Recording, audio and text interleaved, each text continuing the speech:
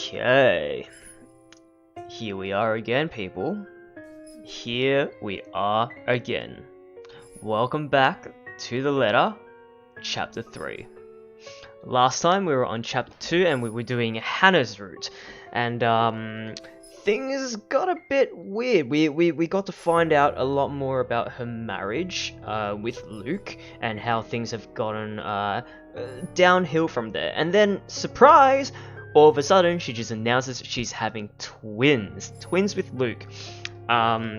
So yeah, and it was kind of hinted in the beginning where she had a morning sickness and whatnot, and it gives us more background into Hannah as well. Like, she doesn't, because she's born with a silver spoon in her mouth, she's always had to be that social butterfly and thus never really had any real friends.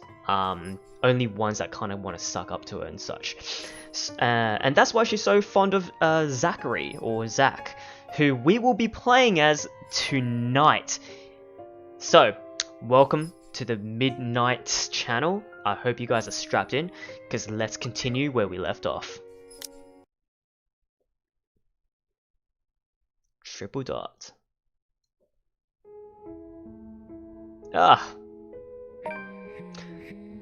Oh, who's humming? The pleasant aroma hits me long before I cross the threshold. Faint, but light and warm, a reminder of what home is. Pa's stern but commending gaze, Ma's tender smiles, the sunlight filtering through the eaves in the morning, and the distinct smell of cinnamon and vanilla as it drifts through the air every time something cooks from the room. The room, our room, Ma and Pa's pride and joy. My sister and I too eventually. But we ain't allowed there. Not yet. Not until we're taller or older.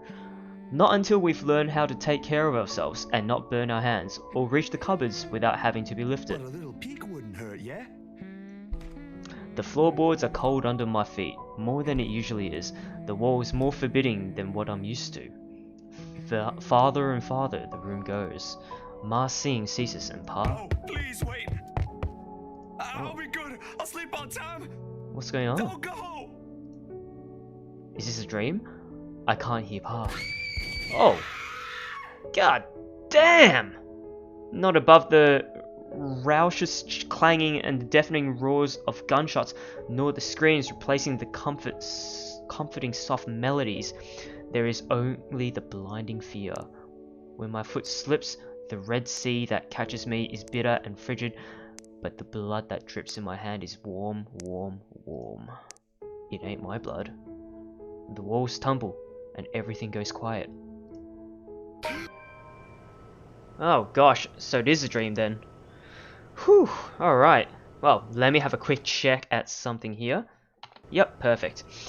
It takes a few moments for everything to fall into place, for my eyes to adjust to the relative darkness of the room. He's got a really nice room. Despite the pleasant chill the AC brings, my shirt is clinging tightly to me. Cold sweat. And my blanket, a tangled mess around my throat.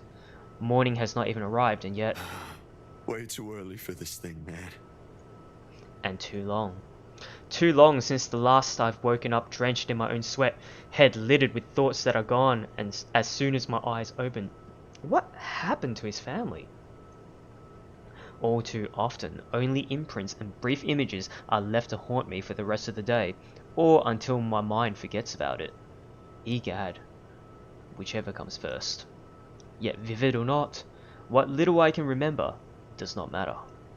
Regardless, the desperation sticks, clawing up, pushing, urging me to relive every moment, every sensation, and... There's a twinkle in Ma's eyes when she looks up from her work, flour dusting her nose and cheeks. The scent of freshly baked bread wafts from the oven, as soon as Pa opens it, and the homely fragrance of honey fills the room. Oh, that is delicious. He reaches up to wipe the small beads of sweat away from his forehead before gesturing for me to come closer the moment he spots me in my little hiding place behind the door. I expected him to be angry, but his pat on my back when I come within arm's reach is encouraging enough. We'll have to taste these first before we put it up for sale tomorrow. You up for it, little man? Is it good enough? A knock cuts through the air before I can answer. Sharp, heavy, demanding, familiar. So distantly familiar. Ma ushers me out of the kitchen when Pa moves to answer it. But I know what waits outside. Is it racism? The taste of blood in my mouth sends an unpleasant churning in my gut. Ma's apron crinkles under my tight grip. Something snaps back into place. My bed remains in an utter disarray. The walls still need a new paint job, and the wall clock ticking opposite my bed is as unsettling as ever. Ash is right. I should have already replaced that when I had the chance. No longer there, Zachary. Here and there are miles apart. Oh man, something bad happened in his past. Calm down. Breathe. The pressure of my own fingers against my temple is a welcome sensation over the anxiety gripping me. It never really did anything to stave off the headache sure to follow after this before, but it grounds me. A little reminder that I am safe, away from the place I once called home, from Ma and Pa's. The urgency with each rap that follows finally chases away the ghost threatening to hang around. Why? Anyone thinks it's a good idea to knock at someone else's door this late confuses me. Nana would chase them away with a broom if she was here. But no matter, it's a welcome break from thoughts about to take a morbid turn if left festering. It's probably just Ash anyway, looking for a place or freeloader crash. Looking for a place to crash. Wonder of wonders, why he's bothering with the courtesy when he never did so before. Even with that hunch though, habit compels me to check who it is first through the peephole. Better safe than sorry, they say. Oh, hello Panda, welcome to the chat. Except the person that greets me on the other side ain't him. Unless his hair grew longer overnight and he started wearing a ponytail, of course, which I highly doubt will happen anytime soon, no matter how funny that looks in my head. I waste no time opening the latches. Isabella, it's late. Oh shit, I got an achievement for that. And this is Isabella, whom we saw in chapter 1, who we don't know what's happened to her. We don't know her fate as of yet, because this must be a prelude to what's happening in the previous chapter. At least for now. There's something I can't quite pinpoint in her eyes when she looks up. Her face is pallid shade, shoulders tense, breathing heavy, and an uncontrollable shaking in her hands she's trying to hold back. Hide, if I didn't know any better. Hey Zach, sorry, I know it's weird for me to show up at this hour, but you are the closest to my office and... Oh, wait, could this be after chapter 1 when she was attacked by the ghost? And now she's coming to Zachary's place? No, it's perfectly fine. I'm not really working on anything right now. Do you want to come in? Is it alright? I know you should be sleeping at this hour, but I thought... I'm sorry, I just thought...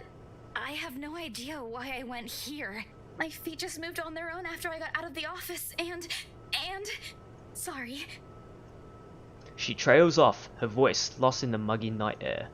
I wait for her to say more, but instead her only response is a downward shift of her gaze. Back to her still trembling hands as if the motion alone is enough of an explanation. A minuscule gesture. Easy to miss if one is not paying attention, but for someone who has seen the same expression on the mirror, done the same thing too many times when night terrors are inevitable, it is not. Hey, don't worry about it. At least you not. Ash just barges in and crashes on the couch whenever he feels like it. I swear that guy is one fine hairline away from being a criminal. He does have nice hair, I gotta say. Besides, you already know you can count on me whenever. Without waiting for her answer, I step away from the door and saunter over the kitchenette. For a few good seconds, only the clinking of the plates can be heard above the constant tick-tock. Late as it may be for a snack, the familiar motions keep me occupied, steering my mind away from dangerous thoughts. Isabella's company is not unwelcome either. Whatever her reasons for showing up here at such an hour doesn't matter. Well, I mean, she did see a ghost in chapter 1, so I guess that's the reason.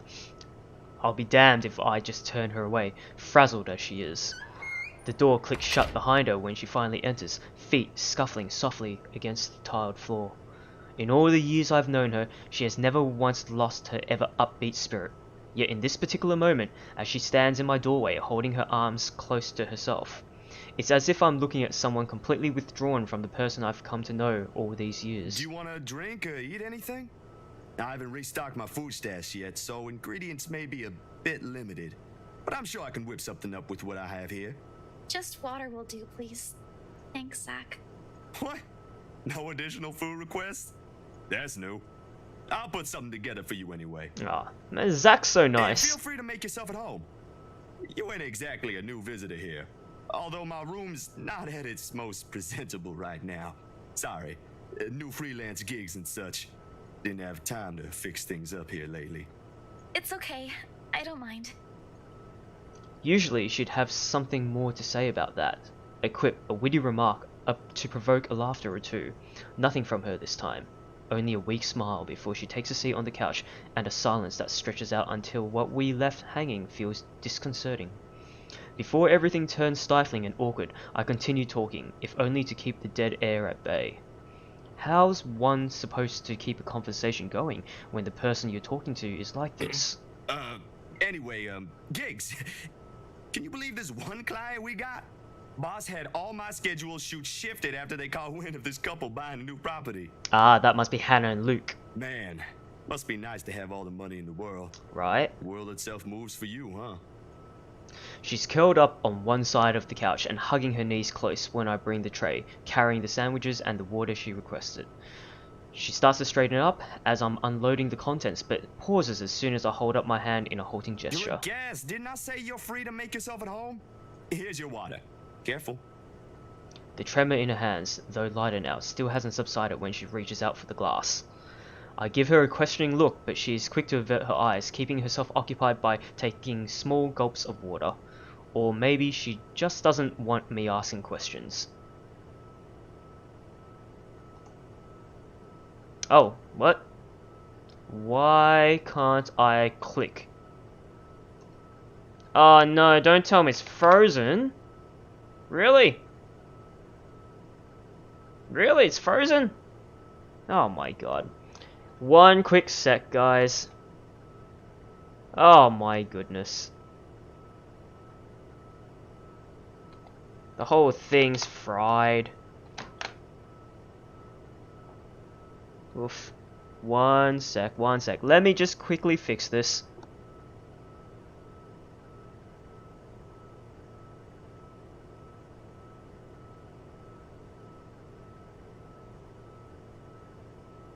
Ugh, blasted thing. Hang on.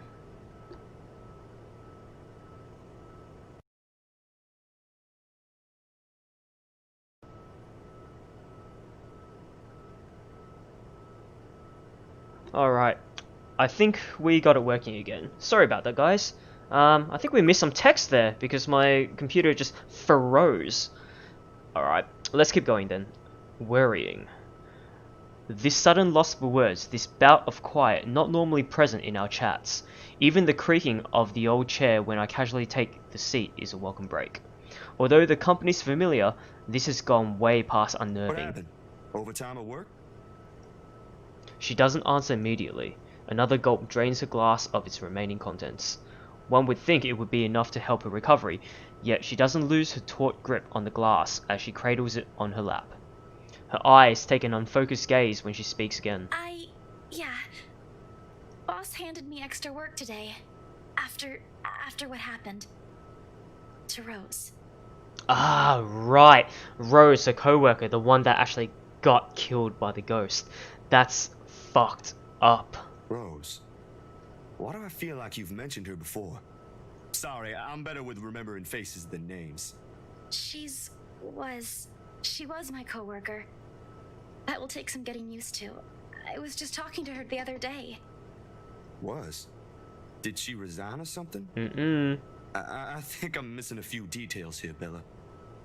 I like how he calls her Bella, and then her actual nickname here says Bella as well, whereas other characters, if you play as them, it actually says the full name, or even gets the name wrong depending, like, if it's Hannah or not.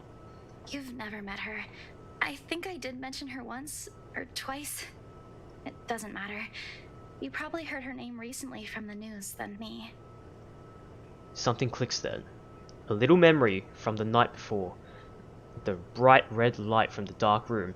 The strong odor of the stop bath. What's a stop bath?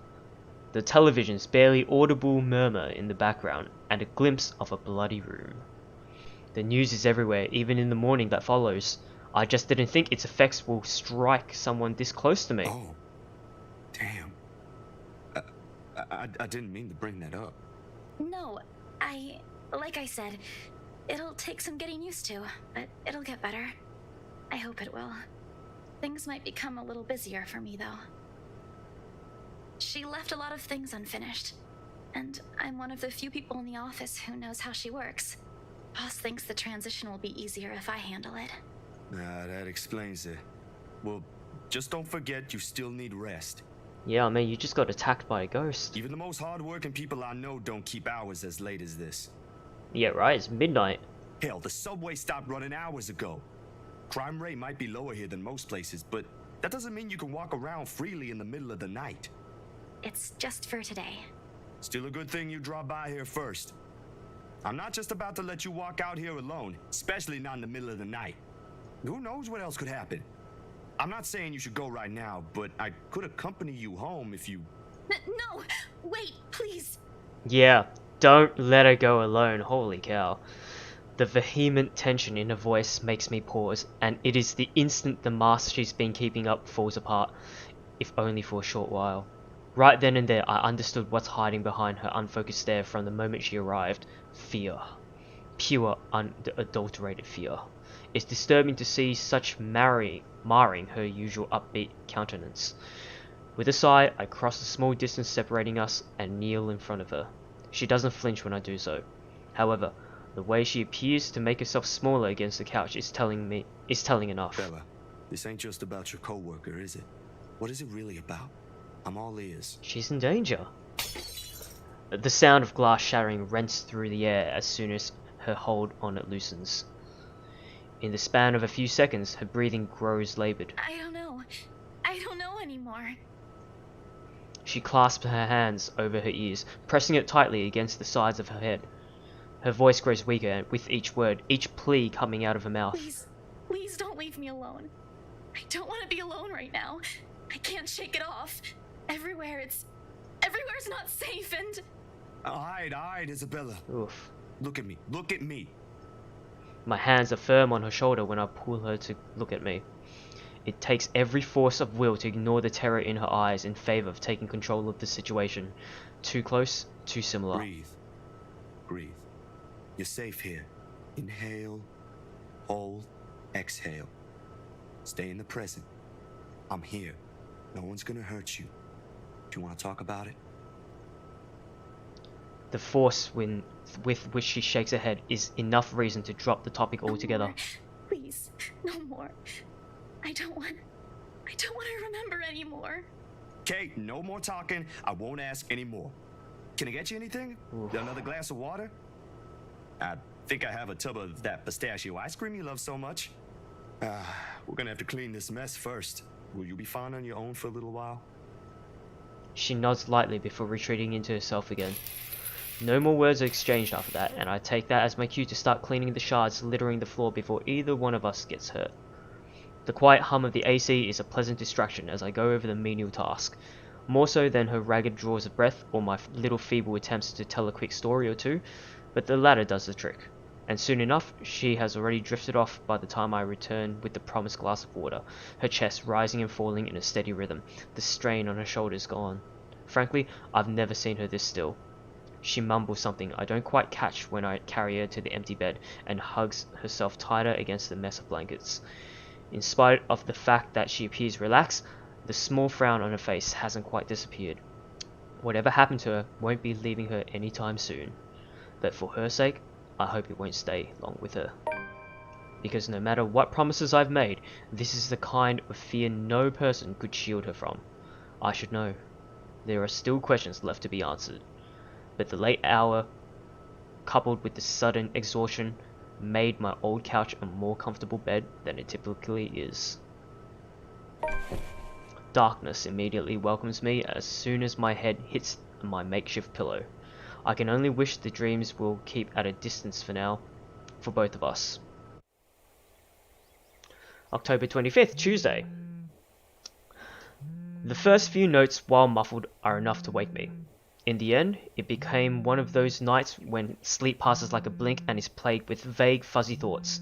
I lift a hand to rub away the drowsiness from my eyes, although it does little to relieve the gritty, burning sensation from my eyelids. Outside, the sun has yet to peek over the horizon, but night has already given way to the cool morning light, washing everything in subtle grey hues. At this hour, the entire city remains unstirring. Ordinarily, waking up before my own alarm means abusing the snooze button. Oh yeah, I know what you mean. Twice or thrice, just to catch those precious few extra minutes of sleep. But the persistent ringing makes it impossible now. This better be good. Groggily, I scramble for the bag sitting at the foot of the bed. The ringing still hasn't stopped even as I fish the phone out, and Ashton's name flashes brightly on the screen when I turn it on. Ash Frey. Oh, his last name's Frey. Okay. Must be urgent if he hasn't dropped the call yet. Took you long enough, Z-Man. Ashton, it's 6 in the morning. The sun hasn't even risen. Hell, my brain ain't even awake yet. Stop calling me Z-Man. Ha. It's 20 past 6, Zach. You want to talk? Give me back my 5 extra minutes, Ash. I want my sleep. Hey, don't make fun of me. I can be a more person too if I want to. What's this all really about? You don't usually make calls around this hour. Is the world ending today? Sorry about that. Becca rang me up a few minutes ago looking for Isabella. Said she didn't show up in her own apartment last night. We both tried calling, but her phone seems to be off. Do you have any idea where... I should have known you two would come looking for her first thing in the morning. Not a laughing matter, Zach. You can't really let your guard down with everything that's happened here recently. You've heard about the Cooper wound from the news. Everyone in the precinct has been restless ever since the incident the other day. Yeah, I get what you mean. Listen, Ash, about Bella. I let my voice trail off, unsure on how to go about recounting last night, if I should even say anything to him.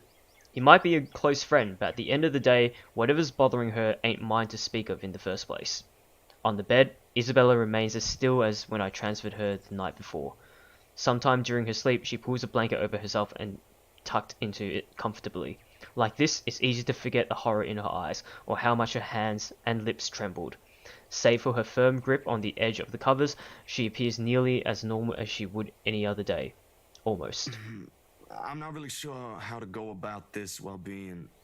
Zach, what about her? Something, the worry, the concern, must have surfaced in my tone because his own shifts then, carefully, as if he's preparing for the worst. Look, you don't have to worry about her.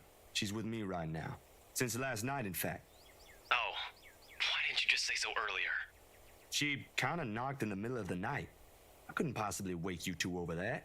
And with how things are when she arrived, I thought it'd be best if I let her rest first. I just wasn't expecting people would be looking for her before the rooster even crows. You could have at least called her something. Becca's beside herself with worry when she found out. You know how much she frets about the smallest stuff. I know. I'm sorry. That was a lapse on my part. And I just didn't think, okay, you know what? Rebecca's worries ain't completely baseless. Isabella hasn't been her usual self since the movie. Maybe even before that. I don't know if I should be opening my mouth about this, but Bella didn't outright say I shouldn't, so... So something's wrong then? I'm not quite sure, to be completely honest. I couldn't get the story out of her. Really? I thought you'd learned something from me by now. That's not it. Ash, when she appeared at my doorstep last night, she was shaking, and when I tried to ask her about it, she just panicked. Had this frightened look on her face. I'd be surprised if this was the first time I've seen it, but it ain't. Dude, the first time, she was screaming. First time? When was this? You weren't talking about the thing in the movie house, are you? Because that was just us fooling around. Granted, I think I went overboard with the joke, but... No, it happened the day after. When she invited us to lunch, you weren't there. We were walking 1 second, and then the next, she's crying out. Because she saw that ghost. I'll be straight with you. That scared me shitless. It bothered him if the way he falls silent after his telling. But whatever his opinion is stays absent from his voice when he speaks again. He's always been good with that, hiding what he thinks. Did she say anything else? Nothing. Won't tell me anything aside from a few vague words. I didn't want to push it. Where is she? Is she still sleeping? Right here with me, still sleeping. Should I wake her up or something? Let her know you guys are looking for her? No need. Let her rest. I'll drop by in a few. Today? Don't you have work at this time? I mean, I can drop her off home myself before meeting my client later. Look who's talking. My schedule's flexible, Ash. Last time I checked, you're the one who didn't have that luxury. How on earth do you think I'm able to tag along when you need me? It's not completely out of the way. They live on the other side of the town from you, Ash. Your definition of out of the way is a little screwed up, you know. Ash has a big crush. It's fine. I have some things I need to do anyway. I'll call you back. I've got to let Becca know that Scared Cat's fine. Bye. He drops the call before I can even get a word in, and for several minutes after, I find myself simply listening as the rest of Luxbourne rouses. The increasing sound of passing traffic, the bustle of the nearby shops preparing for the day, and the growing clamour of people while they go about their morning. Not the most soothing sounds to hear following a troubled night, but the routine puts me at ease nevertheless. What's comforting, what's safe, what I'm used to. Nearby, Isabella shifts but doesn't wake, blissfully unaware as the city slowly stirs itself back to life. Was her night as restless as the one I had? Were her dreams as lucid? In hushed moments like this, I envy her. Unreasonable, probably a little unfair to say such in light of last night. If only forgetting is as easy as breathing. A small yawn escapes me when I rise from the couch to stretch. Luckily, the short conversation with Ash has effectively driven away any will to go back to bed. I still have a day to get through despite the proverbial ghosts hanging around. The orange bottle sitting at the edge of my table is reassuring against my palm. The instant I pick it up, the sterile odour of the capsules, equally so. Yet, the weight they carry is something I've never gotten used to. Years ago, I'd spend minutes, heck even hours staring at a single pill prior to taking one in. Now it's just routine, a way to stave off unwanted nightly visits. It's like for his nightmares? Although I don't think Dr. Navarro will be quite pleased if he ever finds out I'm relying on them again. I do owe him a visit regardless, especially after missing our appointments on purpose and ignoring his calls for weeks. Another sigh comes out, tired and weary, and then I pop the tablet into my mouth. Zach? What time is it? The bottle on my hand hits the table with more force than necessary. As much as I trust my friends, there are some things I'd rather keep to myself. Morning, Bella. Did you sleep well? She answers the question with a long, drawn-out yawn, one reminiscent of a child. A chuckle manages to come out of my mouth at the sight. In this manner, it's easy to mistake her for someone too young for responsibilities. Inexperienced and immature even. Easy to forget she was thrust into the role of an adult earlier than her own dreams can afford, to overlook how surprisingly observant she can be at times. Maybe not on the same level Ash exercises for his investigations, or Rebecca needs for her own work, but it's certainly enough to definitely put what she sees around her on canvas. And if the way her eyes flicker to the table and my hand says something, it is that I won't be able to avoid the questions this time. Only a little. I don't remember how I ended up on the bed, though. My doing. You didn't look very comfortable sleeping on the couch, all hunched up like that. It would have been enough for something temporary. Sorry I stole your bed. Hey, it doesn't matter. Besides, what kind of gentleman would I be if I leave a lady sleeping in such uncomfortable conditions? Not in this house. My nana would give me a tough scolding if I ever did that, I'm telling you. Thanks a lot, Zach. I know I barged in at a very inconvenient time last night. I wasn't really thinking when I did, and... Hey, it's cool, Bella. I ain't mad at you. That's what friends do. You guys are welcome here anytime. Although Ashton abuses the anytime part a lot, I don't really mind. We might have less wiggle room if all four of us are present, considering the size of this place. But as long as no one makes anything explode, it's totally fine.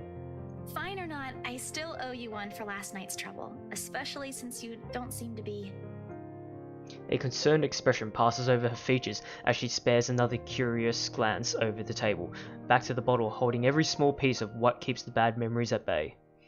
The blood blooming over Pa's heart, the horrified look on Ma's face as she watches him fall lifeless to the ground, and every ounce of spite seeping from the stranger's smile.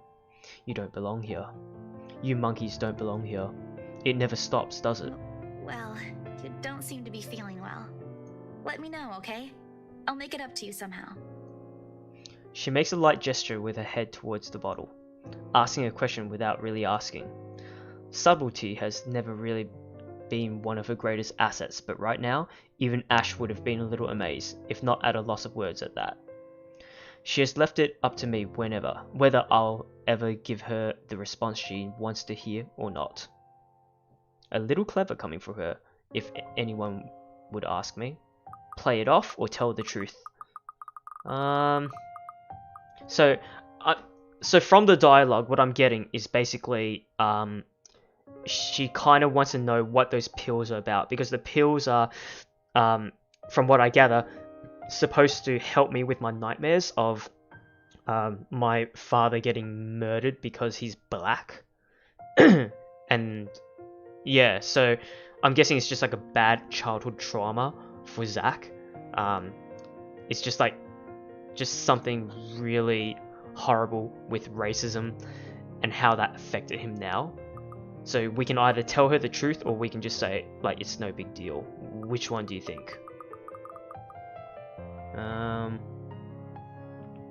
I reckon tell the truth. Let's tell her the truth. I mean, she's our friend, right? But it's never easy, ain't it? Talking about my own problems, that is. It will never be, not by a long shot. Not when I've let it stay this way for so long. I've realized that long ago when the wounds are still fresh and the dreams are a nightly occurrence. Can't force yourself to get better or move on to better things. It is what's normal now, and I can only cope. The question in her eyes may be unwarranted, born simply out of curiosity and sincere concern for a friend. I don't owe her an explanation, in fact. But of all the people I keep close in my life, she's probably one of the few people who perhaps I can trust with this. Maybe she won't understand entirely. I can never hope she will. No, never to the full extent. That alone is expecting too much of her and giving too much of what I can. However, for all her shortcomings, I know she'll hear me out. And that is all I ask of her. My bad. I was kinda hoping you wouldn't have seen me with these. The pills rattle lightly against the container when I gently set it back to its usual place. Always the small area closest to my laptop near the right hand. Within reach whenever, and a quiet reminder of what I shouldn't miss every day. What? Oh, is it bad? I was just thinking that maybe it's a cold like Becca's. Do you need me to get anything from the store? Soup or something? There's one nearby, right? I can run real quick and... No, nothing of that sort. I'm perfectly healthy right now. It's really difficult to say, but can you promise me you'll listen at least? What is this about, Zach? I should have been upfront with you about this a long time ago. But Ashton found out without me telling him anything. But you already know how that guy is. Can't hide anything from him. Clever. If it's something you're having trouble saying, you don't have to force yourself to tell me. I'll forget I ever saw anything and won't ask questions. Promise. No, I need to get this off my chest eventually. Besides, we're already here. Might as well finish what I started, yeah? If you say so. She takes a seat on the couch, her posture easy and open, and her smile honest. As if this is just a simple talk between two friends on a regular day. It is far from one, but her unreserved air is enough to stamp down the twinge of unease that threatens to come up. Let's hear it then. And she does. Oh, I got an achievement for that. True to her words, she listens while the story spills out of my mouth, of my ma and pa, and that little old diner across the pond, and what it left in me that day. I can't recall most of it now, my own account jagged with a few missing details here and there. The passing years have eroded most of my recollection of the whole incident, all except for that one moment in the kitchen. The ringing of gunshots are as vivid as it sounded that day. Even Ma's hysterical screams the moment Pa's body hits the floor motionless, his lifeblood flowing out of from under him, and the gunman, he was smiling. He was smiling when Pa opened the door to welcome him. He was smiling when he put a bullet to Pa's chest and Ma's head. I've heard stories of how the world can be a cruel place for people like us before. I never believed until that Nan moment. and Gran took us right after that. Sis and I flew straight to New Jersey as soon as they heard the news. A few days after, Ma and Pa were laid to rest. And we have a new home a continent away. I didn't even get the chance to take my favorite pillow with me. They said something about the change of environment will be good for us. They had no idea the different kind of ghosts would follow me here. I expected questions, mostly those brimming with childlike curiosity, and maybe some that are a little too hard to answer. But to her credit, she just sat there, lent her ears and looked at me with no expectations or unnecessary judgment in her eyes. She appears wise and older like this, easier to see the breadwinner in her. Her younger siblings are lucky to have her. When I'm done, after everything's been said, she wraps her arms around me, a bit awkward considering the gap in our heights, but it gets her sentiment across. But it's difficult to answer this in kind, if I am even supposed to reciprocate the gesture given my earlier apprehension. She pulls away shortly with a smile on her face. Not the reaction I braced myself for, but it is obviously better than what I imagined. Are you not gonna say anything? Am I supposed to say anything after? Like, apologize or something? I don't think that's very appropriate, but if you want to hear one, I can think of something real quick. Not really. Other people have something to say after usually. And they're not necessarily nice either. Oh, okay then. I won't. I can't think of something anyway. Sorry, I'm not very good with this. Who else knows, by the way? I think that was perfect. My older sister, grandparents, and just Ash and you for now. Maybe I think I should tell Rebecca too, but... But not right now? Yeah, not right now. When I'm ready. Like today. I'm sure she'll be willing to hear you out once you do. I don't doubt she will. I'm more afraid of how she'll react after. One step at a time, yeah? Whew. Surprisingly, it feels good to get that one out my chest. I was a little afraid you'd be angrier. I didn't tell you earlier than today. I'm not angry. I'm just surprised. You didn't look like it. I wouldn't have suspected. I suppose that's how it often is, isn't it? We all have our... what's the word Becca uses? Inner demons? But this is something personal to you. I understand why you'd rather have a few people know. That too. Well, these past few weeks haven't been easy for you. I didn't want to add that. Not after last night. Something passes in her face, brief, fleeting, and disappears right before I can recognize what it You is. okay? Yep, no worries. I'll be fine. Did she see something? Look, about last night... Never mind. This isn't a good time. Ah, she was thinking about telling him about the ghost. But don't lose sleep over this, alright? What's important is you got what you want to say out. And if you need me, I'll be here. I should be relieved. Her words are more than reassuring to my ears. There should be comfort in hearing those alone, in knowing I have another person to rely on if things ever go bad. But somehow, I find myself worrying more for her instead. I'll make another attempt to get the story out of her if I can. But this is a dance I know all too well, and with her, I doubt forcing her to say something would yield any results. As much as I want to imitate Ash, there's only so much I can ask that won't result in something a little over disastrous. At best, she'll stop talking to me until a week passes. At worst, I'd rather not risk it. I've never seen her angry. Outright annoyed, maybe, and often directed at Ash, but never furious. What do they say again about happiest people when angered? Besides, it'd be unfair to her after our little chat. So, food then? She seems relieved at the brisk change of subject, and as if it has been simply waiting for its cue all this time. Her stomach rumbles at the mention of food. Rather loudly, as a matter of fact. Alrighty, Missy.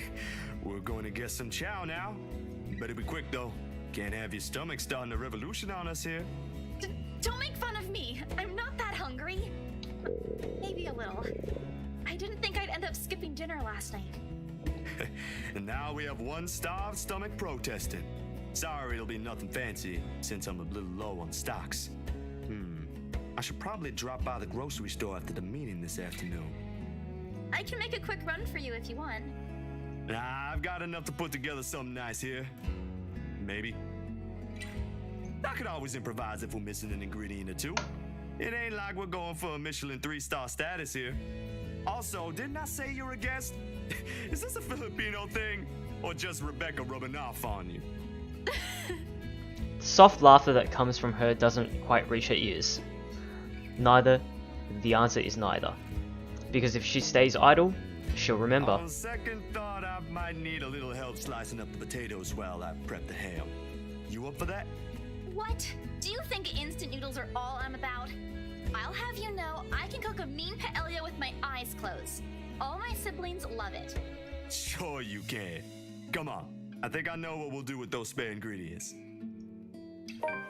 Despite the massive effort to keep the mood light with small chatter, cooking ends up being a mostly quiet affair. Between us, the consistent clapping of the knife against the board and the muffled noise from the television I left running, words have become surprisingly difficult to string together. Not entirely unusual, we've had moments like this before, but definitely unnerving with how things are now. I really wish someone else would come knocking at the door. As pleasant as this is, breaking the ice or keeping a conversation going has never been my forte. That has always been Isabella's, or Rebecca's department. Sometimes Ash's, although most coming from him border on awkward or embarrassing.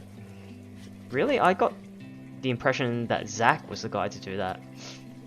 Speaking of the guy, he never did call back, and I'm willing to bet my entire yearly salary that he fell right back to sleep after that call. Sorry, Bella, could you... Yep, I got it. The potatoes are almost ready, by the way. I turned down the heat just in case. You might want to check on them, though. Hold on, I'll be right there. Sheesh, wait up. If you keep rapping at the door like that, you'll break it down. Ash. Oh, good. You're awake. Ash has already welcomed himself in when I take my eyes away from the oven.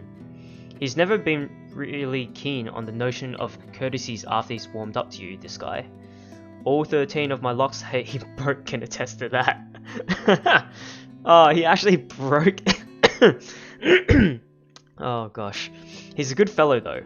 Maybe a tad bit standoffish at first glance, but he's trustworthy. Don't you have work today? I could ask the same of you. Hey, Z-Man. You're late. Something came up? You need to drop the Z-Man. It's getting old. Sorry, I got caught with something at the precinct on the way here. Had to attend to that first before things got out of hand. I'd tell you about Precinct. it, but you know how it can be with those kinds of things. Later, maybe. Is he like a cop? And you're here because... What? I'm not allowed to say hello? I doubt you're here because of that. And you're not answering my question. Ah, my bad. Forgot to mention that. He called earlier looking for you. Rebecca's worried because you didn't come home last night. You could have called my cell instead. You weren't picking up. Anyway, I'd really hate to cut this little get-together short, but I need to be somewhere else. Come on, Isabella, let's get you home. I'll drop you off on the way. Wait, we're going now? He lightly claps a hand on her arm and begins ushering her out of the apartment, throwing a casual wave at me as they pass. Isabella, on the other hand, doesn't appear too fond of the idea, and sure enough, before they can even cross the threshold, she puts a firm foot down, the force alone enough to hold them both and catch the taller man off guard. It would have made for a funny picture, the way Ash almost crashes into her and Isabella giving him an indignant pout over her shoulder. Surprise and confusion are in his face all at once, two things that rarely ever grace it if he can help it. A rare moment even for our small group. If only I have my camera with me. Dang. What is it? Zach cooked something. If it's just food, I'll get you something on the way back. But the food! It's Zach's cooking! Real delicious food that actually tastes like food. At least stay and have a bite, please. Zach, help me here! These two. Whenever they are in the same room, sometimes it feels like herding a group of unruly kids instead of talking to two mature adults. One moment they're engaged in a pleasant chit-chat, and the next they're bickering over a minor issue. Frankly, if I didn't know any better, and I have an overactive imagination, I'd say there's something going on. Never mind how utterly impossible that idea is, or it might just be me reading too much into things like always. I can already hear Ash's laughter if I so much as suggest such. This, however, I cooked up a feast, or I know you're busy. Which one do you think, guys? I mean, we know Ash is busy because he needs to drive Isabella over to the other side of the city just to get her home and then go back to work. Or, I mean, we can just be the good host and just say like, yeah, I cooked up a feast, like you're welcome to it, you know? If it was me, I'd say, yeah, I cooked up a feast. Why don't you guys just stay and have something to eat, you know? Why not? I don't know about you two, but I think you guys should really stay. I've already made enough food for all of us, and it'd be a waste. Relationship updated. Oh, that was a plus. That's good. Oh, wow, I'm maxed out with Isabella. Cool. Why, I cooked up that special honey glazed ham you two keep on yapping about. Got some scalloped potatoes with onions and cheddar to go with it, too. Oh, that sounds so good. The oven timer dings. I shoot the two of them an apologetic look before sauntering over the kitchen, mittens in hand. The sweet smell, oh gosh. The sweet smell of the glaze and salty tang of melted cheese wafts through the air as soon as I open the door and take out 2 trays inside. The scent immediately fills the entire room, and even with the door and windows open, the mouth-watering aroma lingers. Oh, show me that ham. They're both blushing because they're both hungry as fuck. It's appealing enough that when I put the dishes down on the counter, another starved stomach protests loudly, followed by a burst of laughter. My head snaps up at the two of them, and I can't keep back the smile at the sight that they make. Isabella is clinging to the door frame for support, doubled over with breathless laughter. Ash is the more composed of the two, trying to look unconcerned, but a flush has crept up his neck and cheeks. It's clear whose stomach that came from, and Isabella's not going to let him live this down. You're in no place to reject an offer of free food, Frey. I wasn't rejecting anything. Damn it, I just missed a meal, that's all. Aw, he's flustered. And it's a ham. Shut it! Those guys at the precinct said it was urgent. Somebody has to be responsible for it. Well, aren't you precious? Right. You know, if you keep laughing like that, you'll burst. I'm sure it won't be as bad as your stomach suddenly rumbling like a starved. Aye, kiddos, play nice. Food's gonna get cold if we keep this up. Ash, you gonna stay? Might as well, since Scaredy Cat's so hell-bent on staying. Ah, look at that, that's nice. We eventually settle down after the food has been served. The jibes replaced by another round of friendly chatter, mostly about what's on the news the night before. Ooh, the news before was about Isabella's co-worker dying though. That's pretty shit. There is, however, a conscious effort to avoid mentioning what's currently on the headlines. Ah, okay, yep. The dead is never a good topic to talk over food and polite company. This case in particular. The wounds are too fresh, too soon. I'd likely avoid it as well if I were in her position, and someone I personally knew passed away in a gruesome manner like that. Though perhaps the closest we got to broaching the topic is when the infamous mansion is brought up again. But even then, we are careful, Ash and I. We keep the conversation light and avoid bringing up her late business partner. It's the least we could do. The Wrights? Yeah, they're planning to move in soon. In fact, they already have a housewarming party planned. It's why they wanted us to rush the papers. They wanted to send the invitations out as soon as possible. I see. So this is before the party. Because there was in the last episode, the last chapter we were in, it was actually the party time already. And that's when, well, some shit went down. Oh, now I get it. Get what? Remember what I told you last night about the new clients? Vaguely? Sorry, I was a little out of it yesterday. Was it the photo shoot? Yep, it's actually for the one you sold. Something. When you put it that way, I suppose it makes sense why my boss wants me to prioritize the couple. They can have those documents rushed at just a snap of their fingers. Then they're more influential than I initially thought. Man, I guess my boss is expecting a lot more from this project than I expected. Hope I can live up to it. Your photographs are more than good enough, Zach. You'd probably win an international award if you let yourself. Ma'am Hana's easy to please, too. As long as you're good at following instructions. Easier said than done. Different clients have different tastes after all. Still, a week? I don't think that's possible. Now that you mentioned it, yeah. They wanted everything finished at the earliest. To be honest, it's not unheard of, but... But it's still weird. Still weird, yeah? A slip of the tongue. Still barely noticeable to someone who's already familiar with Ash's ways, yet in this moment, it's impossible to miss. I shoot him a curious glance, but he ignores it, rather pointedly. I can't exactly say it's like that, where I'm just the middleman after all. As much as I want to comment on it, I only know what's on the surface, not the in and outs.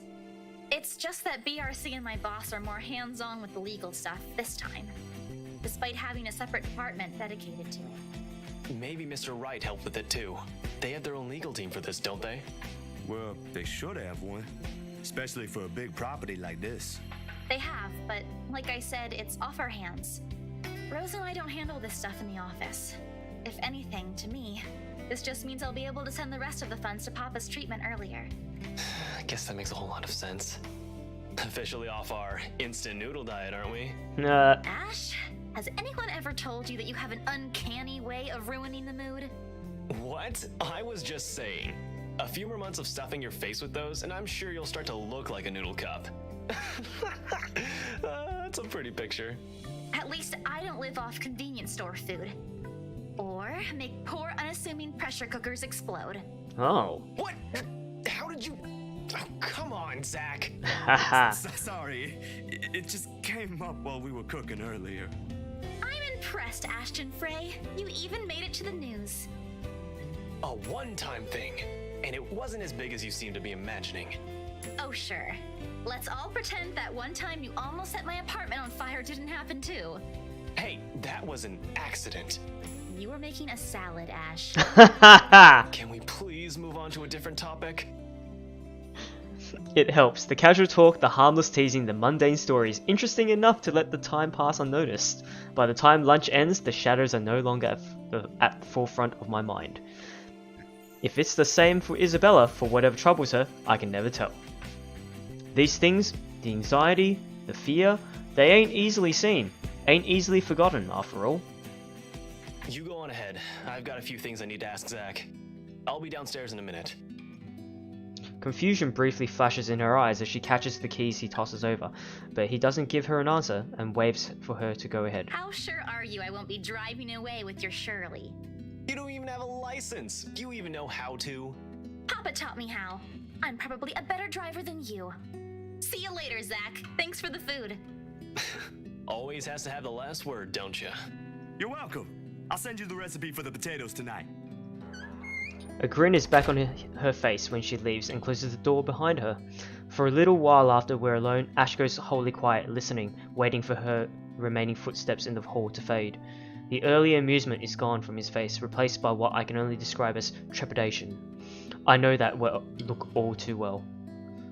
When he's like this, he's expecting shit about to go down at some point soon. That wasn't very nice, Ash. What was that with Isabella earlier? You're usually subtler with your questions. They hired you. Hired me who? Don't change the subject yet. What's really going on here? The Wrights. Luke and Hannah Wright. You said your next gig is with them. Is that what this is all about? Just be careful around them. You have no idea what you're dealing with when it comes to that couple. I'd rather you stay as far away from them as possible, but you're already here. Isabella's their real estate agent. Seriously, of all the people in Luxburn. Okay. I guess I'll just have to take your word for it. He nods, claps a comforting hand on my back, and turns to leave without another word. He's never been good with those.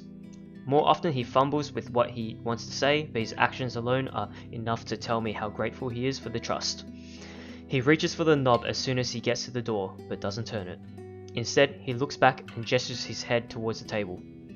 I don't need to follow his line of sight to know what he's going to ask about. He's likely taken notice of it the moment he entered the room. You back on those? I haven't seen you taking them in a year. Yeah, I kinda had to. It got worse after the film fest. The dreams, that is. I don't think I'll be doing that again anytime soon. Heard about that. Don't drop it, though. You don't want Becca scolding you. She actually enjoyed the movie you made, and she's hard to please. Consider that a small victory. You don't have to tell me. She already did. Rebecca and Bella both gave me an earful after I said the opposite. Promised them I wouldn't, but you can never tell. Hopefully, once I feel better, I'll be able to think about it properly. Speaking of Bella, she didn't open up to me, but maybe with you and Rebecca. Yeah, I'll try. I can't promise anything, but I'll talk to her.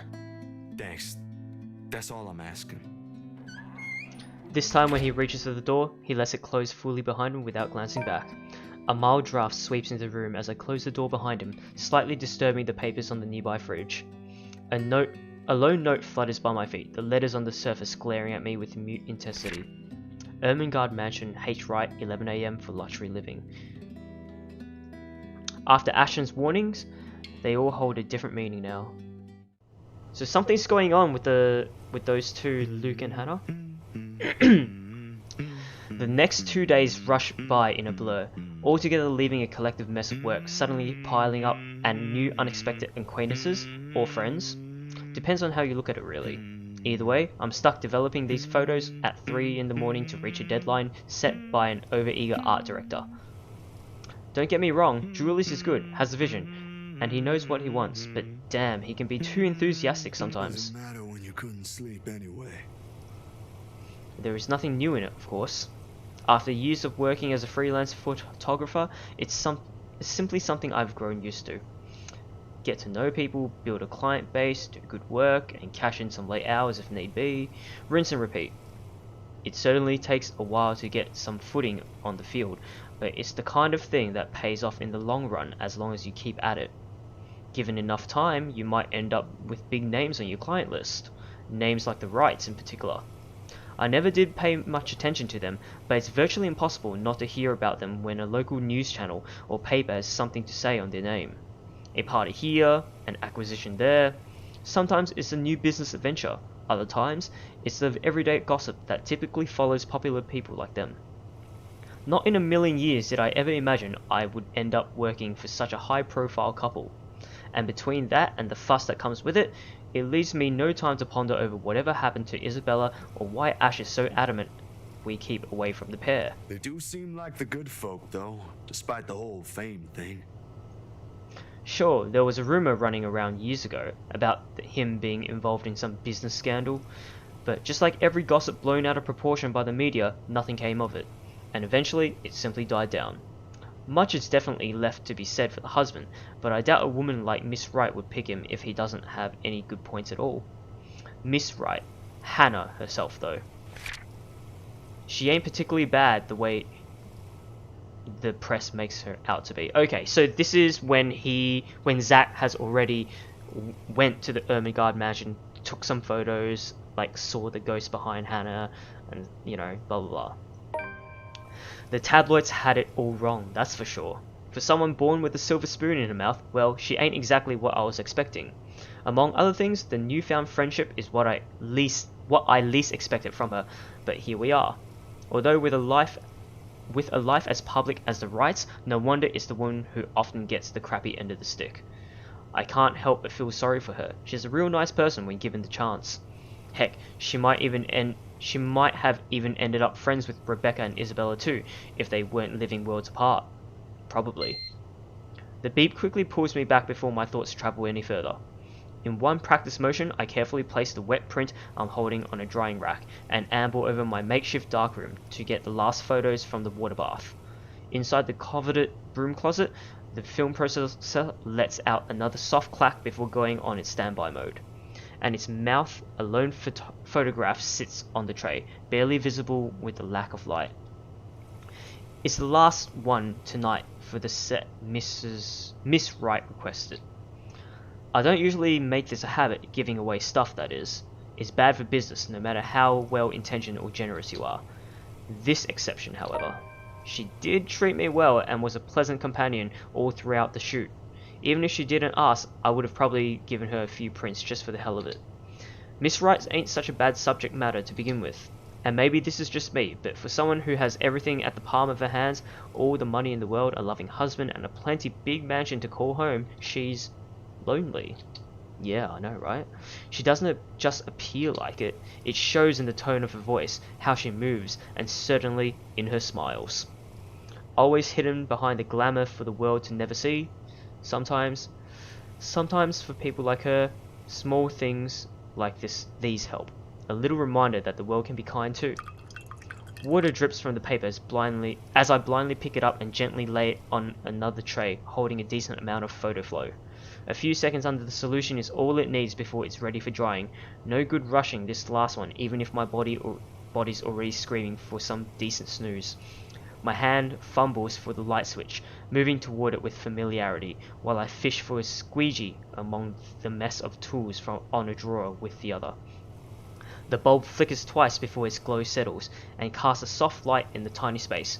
When I glance back down, squeegee in hand, ready to finish the process and finally call it a night. What on earth? Oh my god, what the fuck? Oh, that's disturbing. Her head is gone. Blurred and distorted beyond recognition, rather. The area completely smudged over, leaving no trace of the same sweet smile the good woman carried in all the previous prints. Damn, that was too careless.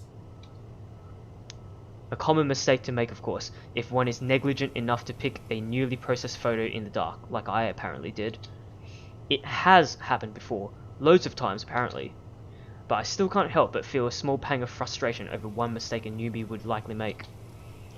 With a sigh, I reach up for the switch again, intending to develop a new one from scratch. It could pass off for one of those supernatural pictures they show on TV, though. Oh, it definitely is supernatural. A memory clicks, one cursory thought in the sea of many, and a short yet distinct second from the day before. A glimpse is all I got, but it's enough to burn the image in my mind. There was a shadow. Oh man, that's messed up. No. A woman, in her 20s or early 30s maybe. But with how far gone her flesh alone has become, it's not possible to tell at first glance. The skin itself has already taken a sickly pale colour, rotten in most parts, blood dripping from every open gash and lesion on her body. Bony hands grip Miss Wright's neck like a noose, staining the skin underneath with a vibrant shade of scarlet. Nothing but malice fills the gleam in her eyes. Zachary? Not for me, but for Miss Wright. Zach, is something the matter? Oh, no, there's nothing wrong. I just remembered something, that's all. Nothing's wrong! Let's get back to the pictures. Can you move a bit more to the left, yeah? The memory alone is enough to make me retch. I brush it off then. A trick of the eye, I told myself, or a product of the heat. The weather has been unexpectedly warm recently, so it shouldn't be too surprising for such things to happen. And, well, blaming this on the usual fatigue, an overworked brain, the weather, or an amateur error on my part is far more convenient. It makes a whole lot of sense than what the small voice inside my head whispers. The same tiny voice that only makes itself known when something's afoul, the same one that lent a curious ear to Isabella's worries about the mansion. And with each second I spend staring at this photograph, the murmurs in my head only grow louder against my ears. Someone has to know. Show the photo to Hannah, or show the photo to Ash? Oh gosh, I don't know. Who should I show it to? It's Hannah's photo, and oh man, she looks so messed up in it. What's the point in showing Ash anyway? Like, he is Zach's best friend, I guess, which makes sense. But it is Hannah's photo as well. Oh man. But in chapter 2, that we played last night, Hannah already knows about the ghost. Ash is still like, oh, I don't really know about it yet. Let's show the photo to Ash and see what he thinks, hey? Ash will give me flack for this. He will. Yeah, because he doesn't believe in it. I can already hear what he's going to say about this the moment I bring it up. Hell, before he even sees anything, I'll wager. The guy is skeptical through and through, and it'll take more than my account for him to even consider this. But even when you've been there, seen something enough to raise the hairs at the back of your neck and leave you wanting to flee or hide, what he thinks is the least of my concerns. I am no hero. That's a title best reserved for someone else. Still, if this will help him change his mind, it's worth a try. Isabella's gone and done the same thing, didn't she? Outside, the sun has yet to rise. I've still got a few hours before dawn. Good enough time to mull over how I'll go about this with him. Plenty of space to check if I'll get the same result if I redo the process again. The film processor hums back to life at my touch. The light switch gives out a soft click, and darkness embraces the small closet again. Somehow those urban legends don't sound so silly now. Right? Sometimes I wish Ash would make himself easier to find. 24 messages, 13 phone calls, and 1 visit to his flat later, I still have no idea which rock in Luxbourne he went off to hide under again. The guy has his own place but refuses to stay in it. He has his own phone but doesn't answer any of his calls or give indication he's gotten my messages. Most of the time, he'll just show up at my front door. Sometimes in the middle of the night complaining how uncomfortable it is to sleep at the back of his car. As if the old couch in my flat is any better. Nothing new from him though, but a bit frustrating really. There's the police precinct, of course. Then again, he's not there most of the time either. And if that's also true for today, he's likely out on another stakeout. There's nothing much to do for me but to wait if that's the case. Let's just hope I'm lucky enough today. While Luxbourne is a relatively peaceful city boasting a low crime rate, its precinct stays abuzz with activity. As soon as I open the glass front doors, murmurs coming from the people waiting in the lobby welcome me. Officers can occasionally be seen shuffling in and out of the rooms, greeting civilians with a casual smile and a polite nod. Some, though, look a little worse for wear, like the receptionist, who looked at me with much disdain the moment I arrive. It's because Zach's black. Thankfully, I won't have to deal with him today. Before I can even step in, Ashton's voice, though low, comes from the hallway adjacent to the lobby. Not even for just 1 minute? No. The case was dismissed, remember? You were the one handling that case. If you want access to those records, you've got to ask Chief. I was taken off it before shit went to hell. Why do you even bother? Even Professor Clark seems to have given up on that. Well, never mind, you won't understand. Right. I know you owe Professor Clark a lot, but the right guy isn't just someone you mess with. They've got the money. Who knows what else gets swept under the rug with them involved? That takes a special kind of ignorant not to know. And a smart person to know which boundaries he can't cross. You're a bright guy, you'll figure it out. In any case, I've got to get going. Another missing person case on my hand. Benjamin on the front desk looks like he's about to maul someone after the 4th one yesterday. Murders, people missing, what a time to be alive. Man, I miss the old Luxbourne. You and me both. I'll see you. Gonna go grab some lunch. He noticed me first as soon as he enters the lobby and pauses. Confusion briefly crosses his face until I fish out the phone from my pocket and wave it up. Frowning, he pulls his own mobile out, wordlessly fiddling with it for a few seconds before sighing heavily. There ain't any annoyance in him when he glances up though, only mild exasperation and what might be a hint of amusement. Stop taking pointers from Isabella. This is gonna get old soon. At least use your phone properly. It's an alarm clock, a good note-taking device, a halfway decent camera, and maybe a music player too. If I'm being nice. What else do I need it for? I don't know, keeping in contact maybe? When he merely shrugs, I know I've struck a chord. He's far from holding a piece of technology in contempt, of course.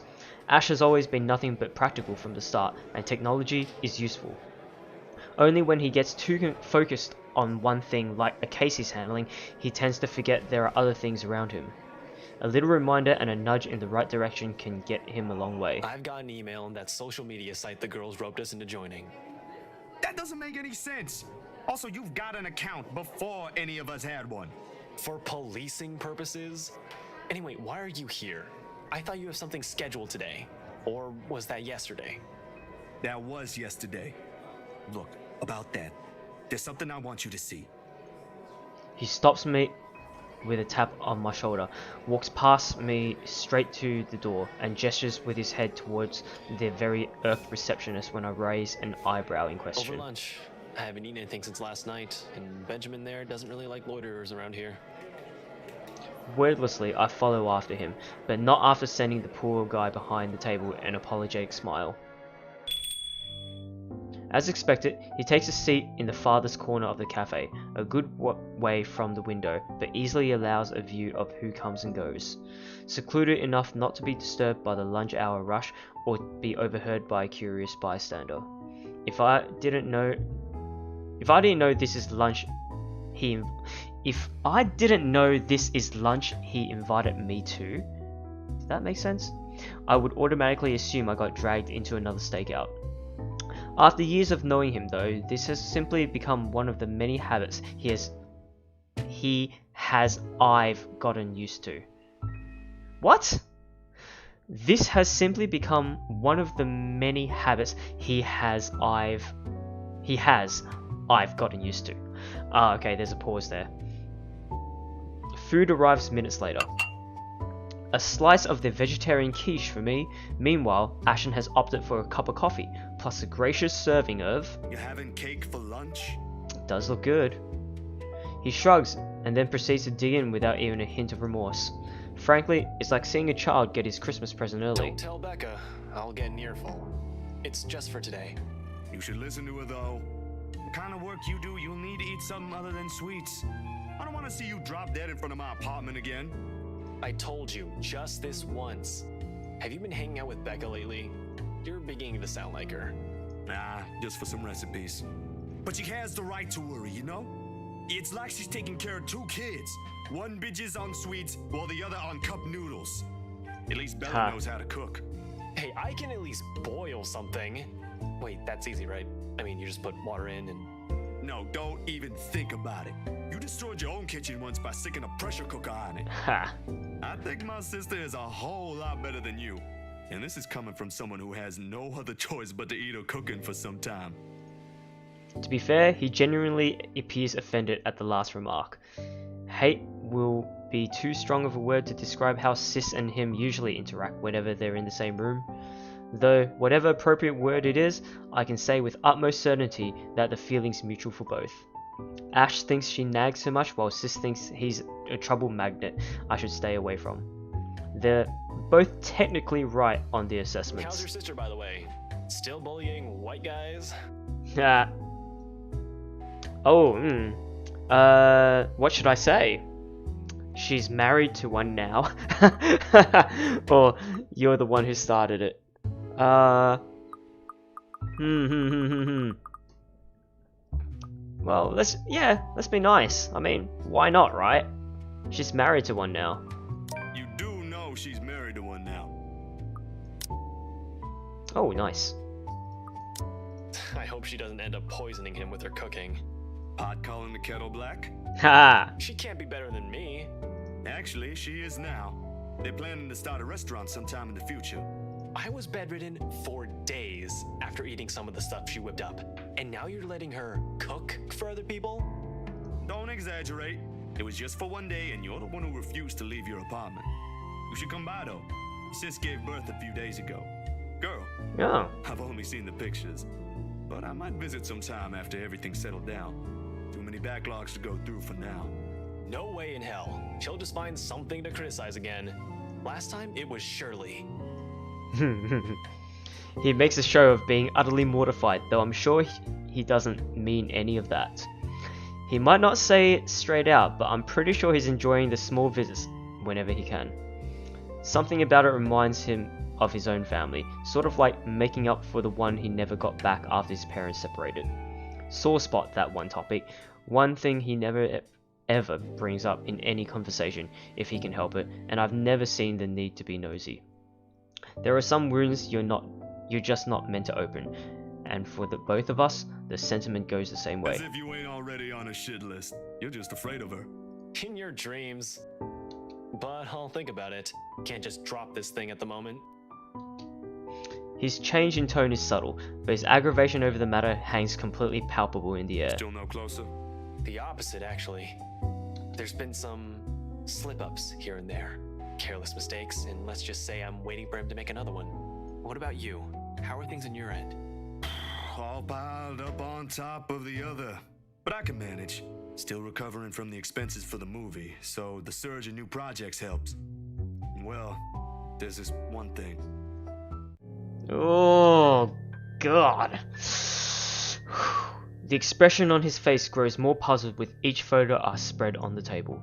There's about 8 of them, all of it reprints of the same thing, miswrites distorted head on the photos.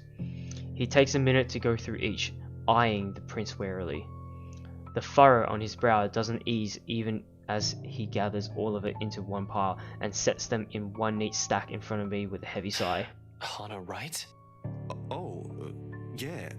How did you... The locket. She never takes it off. Evan's family heirloom. I wouldn't even think about asking why or how he knows that. If he's investigating them, he will likely have already dug up every unimaginable dirt on them, including family Are you history. done with your work with them? Yesterday, yeah. That's just a small feature for a magazine. Interviews, photos, standard stuff, nothing big. But see, here's the thing. I don't know how else to put this out there without sounding crazy, but there really is something odd with that place. Remember the letter?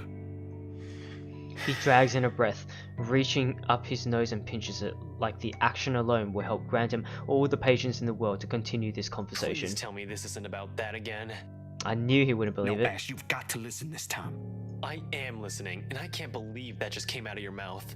These are some blurred out photos, and that letter is just a stupid prank.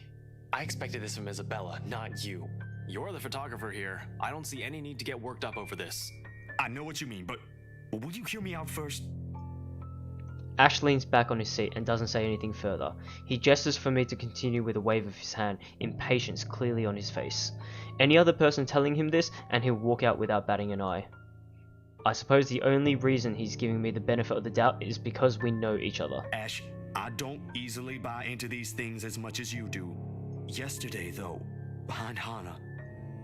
He blinks at that, his eyebrow lifting momentarily before settling into a deep frown. Hana? Since when were you on a first-name basis with the right missus? Why does that even matter? I thought you said this was just a gig. His voice stays level, but the accusation in it is as clear as day. It hits a nerve in me somehow, more than that tone usually does. I do get where he's coming from, but that's not the point here. It's really just a gig. I mean, it is just a gig, right? And it's not the point here either. I don't know. I guess it's just really a gig, hey? Patience can be a tough thing to summon at times. Ooh. But we didn't get this far as friends if we let our own tempers be the lord of us. Bro, it's really just another freelance work. He eyes me skeptically, the same stare he reserves for people he interrogates. I've been on the receiving end of it before, early in our friendship. Years later, he's already got the unimpressed police look down pat. And there's nothing going on with me and Miss Hana. She was just being friendly. Insisted I call her by her first name. That's all. I wasn't implying any of that. You're not that sort of guy. I know, but let's just get that out of the way.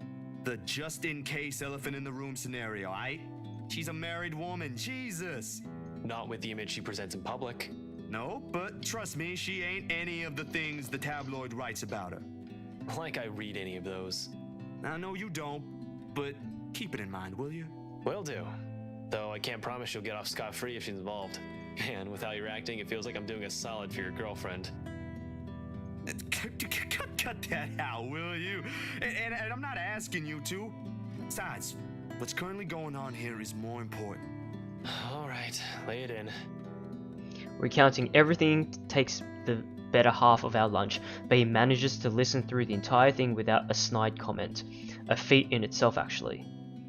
At the end of it, Ash merely nods, takes his phone, and excuses himself. off to a far corner of the cafe for some privacy, if you can even afford to have such in a place as public as this. He returns in a little while and hands me a small card. University of Luxbourne, Andrew Clark, PhD, Professor of Psychology and Ethnography, Department of Psychology. Okay. I can't stop you if you're willing to believe in this crap. Give this guy a call. You're better off talking to him than me.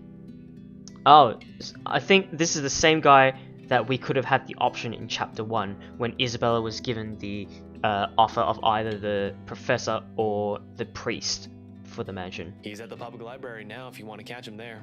He used to be my professor back in the university. Oh, no, I don't think that's... Go on, I already gave him a heads up. You know I can't help you out, man. He gives my arm a tap and walks off, mumbling about checking back how things are at the precinct. I don't see his face when he leaves, but I know this is his own little way of helping out, despite what he doesn't voice out. Of all the places, it never crossed my mind I'll end up wandering into the public library today, considering I rarely ever visit. Somehow, there has always been this kind of disconnect between me and books in general. Sure, some of them held my attention in my youth during the brief times of the day I was left to my own with nothing to do. I went through the whole of Grand's collection, as a matter of fact. Read all of them, twice or thrice even. But they never did hold it for long. Most of it never even sticked. Especially after I learned it's simply easy to do things myself if I want to learn stuff. This ain't in the plan in the first place. But after Ashton went through trouble to contact the professor, I can't just ignore it. Nothing but quiet greets me inside though. Not the typical mum one would associate with the library, but one akin to a hush prior to an impending trouble. Or perhaps I'm just overthinking again.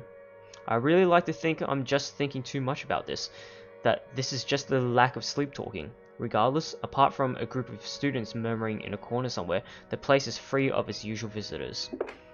All while my footsteps echo in a manner unsettling enough to raise the hairs at the back of my neck. Much to my relief, it does not take me long to find him, being the only occupant in this side of the room. Professor Andrew Clark.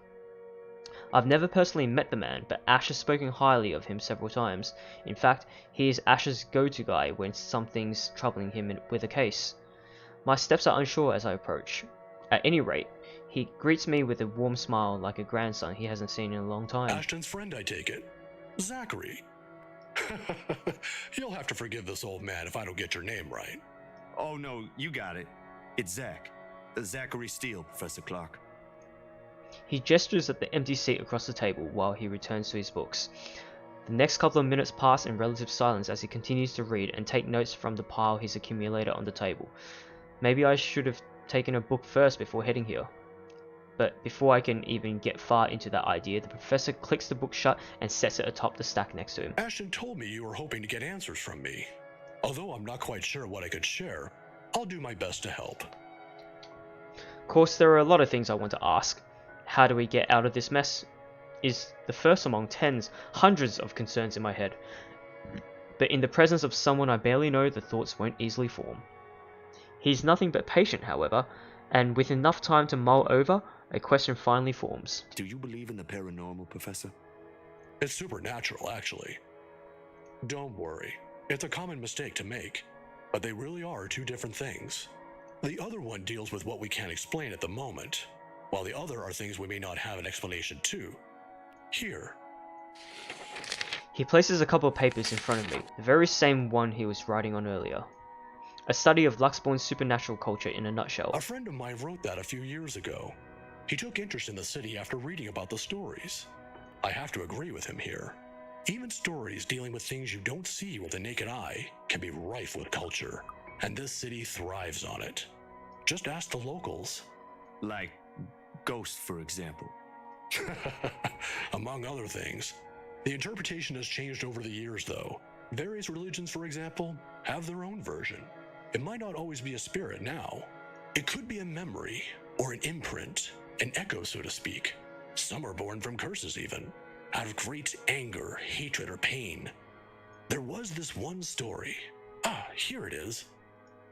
Another book is pulled out from the stack and placed open atop the papers, while he speaks with such passion that it makes me wonder if some part of him believes these to be true. It is interesting though, even if I'm personally not a fan of such stories, and soon hours pass without my notice. In the end, it asked for something to be sacrificed in order to destroy whatever anchors the Wraith. A sad tale, that one, but the simplest grudge can bring the ugliest, even in the kindest person, with some people none the wiser. Oh, I'm sorry, I just went on. Nah, it's good. Are you familiar with the Ermengarde mansion, though? Of course, that goes without saying. Who hasn't heard of the local legend? Although, word of the mouth is, someone has already bought it. Ah, yeah, the right couple. It was a close friend who handled that sale. So I heard. Well, don't think the house being bought by anyone would stop us from talking about it. What is it about the mansion, then? I just want to ask what you think of it, sir. We're going to need more than an afternoon for that, young man. You see, it's the kind that has changed over the years, passed down from one person to the next. Sometimes, it's the Lord William who haunts the place. There are versions where it's the lady of the house. But my favorite, a personal favorite, would have to be the ones that followed after the disappearance of the kind daughter. Well, what about these then? There is a moment of hesitation on my part before I pull out Miss Wright's photos and lay them all in front of him. Unlike Ash though, the professor inspects each print with great interest. That gives me some hope at least. When were these taken? Oh gosh. Just the other day. Do you think those are the same? Perhaps. Perhaps not. There were certainly instances when the film would pick up what the human eyes weren't able to see. But then, it could also have been human error. I didn't edit it in any way. You have my word on that, Professor. They all just came out like that. Then, if it is what you're thinking, I'd strongly advise against doing something reckless and further tangling with them. Accounts about them may be riveting to you, but most of it often ends in an unpleasant manner. What about those people in the house? If there is something in there, shouldn't they know? I'm sure they're already familiar with the legends, but... Some people might deserve it, however. Deserve what, sir? All of a sudden, the tenderness in the professor's eyes disappear, his face becoming unreadable. As though catching himself, he hastily clears his throat, gathers his books, and rises from his seat. Professor? I'm sorry. I just remembered something I neglected to do. You'll have to excuse me, Zachary. All right. Do you need any help with that? Don't let my looks fool you, son. I can still carry a few hundreds. I've been doing this for years. I'll see you some other time if you have any other questions. Of course. It was nice knowing you, Professor. He doesn't hear it, however. In a few short strides, he's out of the library, leaving me and every piece of this whole mess amidst the oppressive stillness. Despite the answers gleaned, more questions surfaced. What answers did you get? Just don't hassle the ghost? If there is even single way out of this. What? If there is even single way? Do you mean if there is even a single way out of this? I hope we find it soon. The moon is well into the night sky by the time I make it back home. My heavy treads and the sound of traffic outside echoing in my ears, filling the empty room with some semblance of life. Nana would scold me if she ever hears me walk like that, but after today, I really can't give a damn about everything.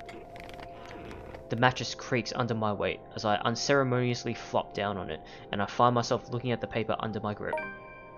An invitation and a request to cover an event, the Wright's housewarming party, tomorrow evening. Raise your glasses, give cheers to the good times. You are cordially invited to the Wright's housewarming party, October 28, 2016, Friday, 3 o'clock in the afternoon onwards, Ermengarde Mansion, blah blah blah. If only it were that easy, but it'll give me a chance to talk to her about that thing in her house. With a sigh, I let my hand fall to the side of the bed along with the invitation. I'll think about it tomorrow when my head ain't muddled with thoughts of a headless woman. A headless woman? Was she headless? And the haunting smiles of a ghost. Oh. But lately, it occurs to me that the last meal I ate had been one with Ashton, and an empty gnawing ache makes itself known, but I can't bring myself to stand up. Today was a complete waste of time and frankly, a disappointment. I don't like this. The lack of certainty, the disquiet, the lack of stable ground to stand on, the part where I do not know what will come tomorrow. Ever since that damn letter, everything has been thrown out of the loop. I wish everything stayed the same. Routine would have been easier to make sense of than this. Closing my eyes, I let the noise from the streets below lull me to sleep. At the very least, that's the one thing that hasn't changed. The melody carries into the hall long before I cross the threshold, solemn but gentle and soothing, a reminder of what home is. Pa's firm but meaningful gaze, Ma's wistful smiles, the warm rays filtering through the eaves at sunset, the distinct smell of wet earth and leaves after a long day's rain, and our room. The room, Ma and Pa's pride and joy, a place we were once promised several springs ago. Yet it won't stop. No, wait! Come back! I'll be good this time! Please don't leave! Please stay! The floorboards are cold under my feet, more than it usually is, the walls more forbidding than what I'm used to. Farther and farther the room goes. Ma's singing ceases, and Pa? I can't hear Pa. Not above the raucous clanging and the deafening roar of gunshots, nor the screams replacing the comforting soft melodies. There is only the blinding fear. But when the lights breaks, her skin has already taken a sickly pale colour, rotten in most parts, blood dripping from every open gash and lesion on her body. Bony hands grip Hannah's neck like a noose, staining the skin underneath with a vibrant shade of scarlet. Nothing but malice fills the gleam in her eyes. A scream ripples through the air. My whole body feels distant. Every limb heavy with lead, all unable to move at will. Not even so I can wipe the beads of sweat forming up my temple. The rasping of my breath easily fills the room in the wee hours, while I force it back into a steady rhythm. There is a tightness in my chest I can't shake off, my heart pounding against it as it's about to burst out. Something cold has settled in my legs, not the usual chill that comes and goes with the passing breeze from the window, but one strong enough to sting, shackle, and leave a frigid sensation creeping up on my skin. With every struggle I make, the pressure winds firmly around my legs, tighter and tighter and tighter, all until it becomes too much. Oh no! Oh, she's here! My heart stops. Another draft sweeps into the room and brings with it the iron tang of blood, thick, suffocating, filling my nose with a foul, sickening smell as I shift my gaze downwards and it slowly comes into view. Oh, that is disturbing. Mouth stretched with a hideous smile and eyes brimming with nothing but madness. Oh, look at her eyeballs. The stench of gore taints the air around me and I can't look away. From it, her, from the terror and death that her uncanny twisted features alone scream. I try to open my mouth to shout, to ask for any help, but my voice has left my body altogether. All I have is the painful realization that no kind of plea will ever save me from her. Then suddenly, the bed dips. Oh my god, fucking hell. Oh, it doesn't help that it's 3D. The brutal plunge back into myself jerks me awake. There is no ear-splitting scream, no wild thrashing of limbs. Just a painful constricting awareness that something has wound itself tightly around my neck. I waste no second pulling a blanket away, but allowing myself a few minutes to steady my breathing before getting off the bed. Inhale, hold, exhale. 1 step, 2 steps, 3. Oh man, that is, whew, I gotta say, like, that is horrible. But the dreams have gotten worse. Yeah, because it's got that bitch in it. Ever since 2 days ago, no longer are they the small cursory flashes that I'm used to, but vivid ones that linger. I can still feel the blood in my hands, the putrid smell of rotting flesh, the sickening crunch of bones breaking with every movement, and her cold, chilling eyes as they bore into me. I draw in one long, ragged breath, and before I know it, I'm walking out the door. Even in the waking world, it reeks. Oh boy, what a visual. A bench on the park is far from the most private places for thoughts in Luxburn, considering its location at the heart of a bustling city. But in the early hours of the morning, it provides enough peace and quiet for any poor problematic soul who happens to wander here. The city is just waking up a little later than usual. But knowing what day it is, one can't fault it for being a little tardy just this once. Yet neither the pleasant morning chill nor the soft twittering of birds does anything to banish the images. Every single one has rooted itself in my head, its claws digging deep in what is no longer a safe place to hide in. London Bridge is Oh, what? falling down, It used to be easy London Bridge finding is some falling down. pretense of peace under the guise of sheer optimism, Take the following key and regular lock him routine. up, Now, lock him up, now lock I him don't know up. what to Take make of the it. key and Sometimes lock him it's up, easy to my run, easy to hide family. when everything's falling apart. That way, London you don't Bridge is have to be falling the down, first to witness falling it when it down, does. falling down. It worked. Oh London my Bridge god. is falling down, It worked my when things went family. bad with the movie after Take all. the key and It also lock him worked up, when Ma and Pa lock were him taken up, from us. lock him Maybe up. it really Take is the better key if I and- just... Hey, mister. Who's this? The tiny voice gives me a pause. When I look up, a little girl, maybe about 6 or 7, is peering at me. Two wide eyes overflowing with what can only be the natural curiosity one typically sees in children. I vaguely note the Saint Goretti uniform she's wearing before returning her greeting. Hey, kid. Kylie. Kylie? That's my name. Mama said it's rude not to call people by their names. She then flops down on the empty space beside me. Her little legs still too short to touch the ground, swings in tune with the song she hums under her breath. I don't mind kids. Nana would often invite the ones in our old neighborhood to give them treats. Of course, by then, Sis and I were both too old to play with them, but you get used to the commotion eventually. It's not completely as unpleasant as most people would imply. Kylie seems to be a well-behaved kid anyway. Oh, sorry. Nice to meet you, Kylie. Is Mama here?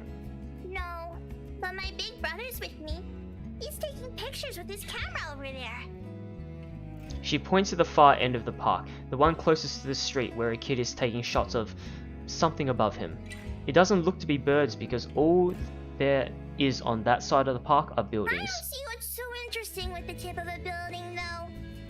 I'd take pictures of dogs if I were him. They're cuter. Do you have a camera too, mister? Yeah, I'm actually a photographer. Mama said I'm too young to get a camera. I'm sure your mama will eventually give you one. But won't you be late for school like this? Big brother will get us there on time. Rowan promised Papa. We aren't going to be late. It's sports day. So it's not good if you keep looking like that today. If it ends up raining and we lose, it's your fault. All right, I'll try not to upset the clouds today, kid. Is it because you're sick, mister? Before I know it, a smile has spread over my face. They say kids ask the toughest questions sometimes, and they sure do. With how sincere Kylie looks. Lying feels like doing her a huge disservice. Not sick. Just having a very, very bad day. Why is that? Is that like when my big brother ate all of my pudding? He did that once and then cried. It wasn't very nice of him. Yeah, I think so. You see, there's this mean girl. She's giving my friends and I a lot of trouble. Hard to keep up when things are like that, you know? Especially when you can't do anything. It's kind of scary. Makes you wish things will just stay as peaceful as they used to be. Maybe she just wants to be friends with you? I highly doubt that. She already hurt one of my friends. What if she's just sad? Or maybe she just wants help. That's what happened with Melody. I let her borrow my crayon when she left hers. Now we're playmates. It's not really the same thing, Kylie. What she did, they're pretty bad things. I still think there's another reason. Did you try talking to her? That's what Mama said I should do. I don't think that'll work either. You haven't even tried yet. You sound like Rowan. You're just scared, mister. Mm-hmm. That strikes a chord. I mean, anyone would be scared. Maybe it's the honesty in her tone, or simply the truth in the words itself. I don't know why, but I can't help it. I laugh. Loud enough to disturb an elderly couple taking a leisure walk nearby. Why are you laughing? That's nothing. You're a really smart kid, you know that? That's what I've been doing, ain't it? Go full speed ahead, then backtrack when the going gets tough. Stay in my safe zone because that's what I know. Once Dr. Navarro said I should be the first one willing to deal with my problems before anyone else. I didn't show up on our next appointment after that, but he's right. And though I hate to admit it, knowing what I've seen, but the kid makes a good point too. I've been so caught up thinking there might not be a way out. Maybe there isn't, or maybe there is, but that doesn't mean I should just leave it up to fate. Aren't spirits supposed to be humans before too? Had people they cared about lived a life of their own, smiled and laughed like the rest of us does? Do they really lose all of it after death? You better get to school, though, or you'll miss sports day.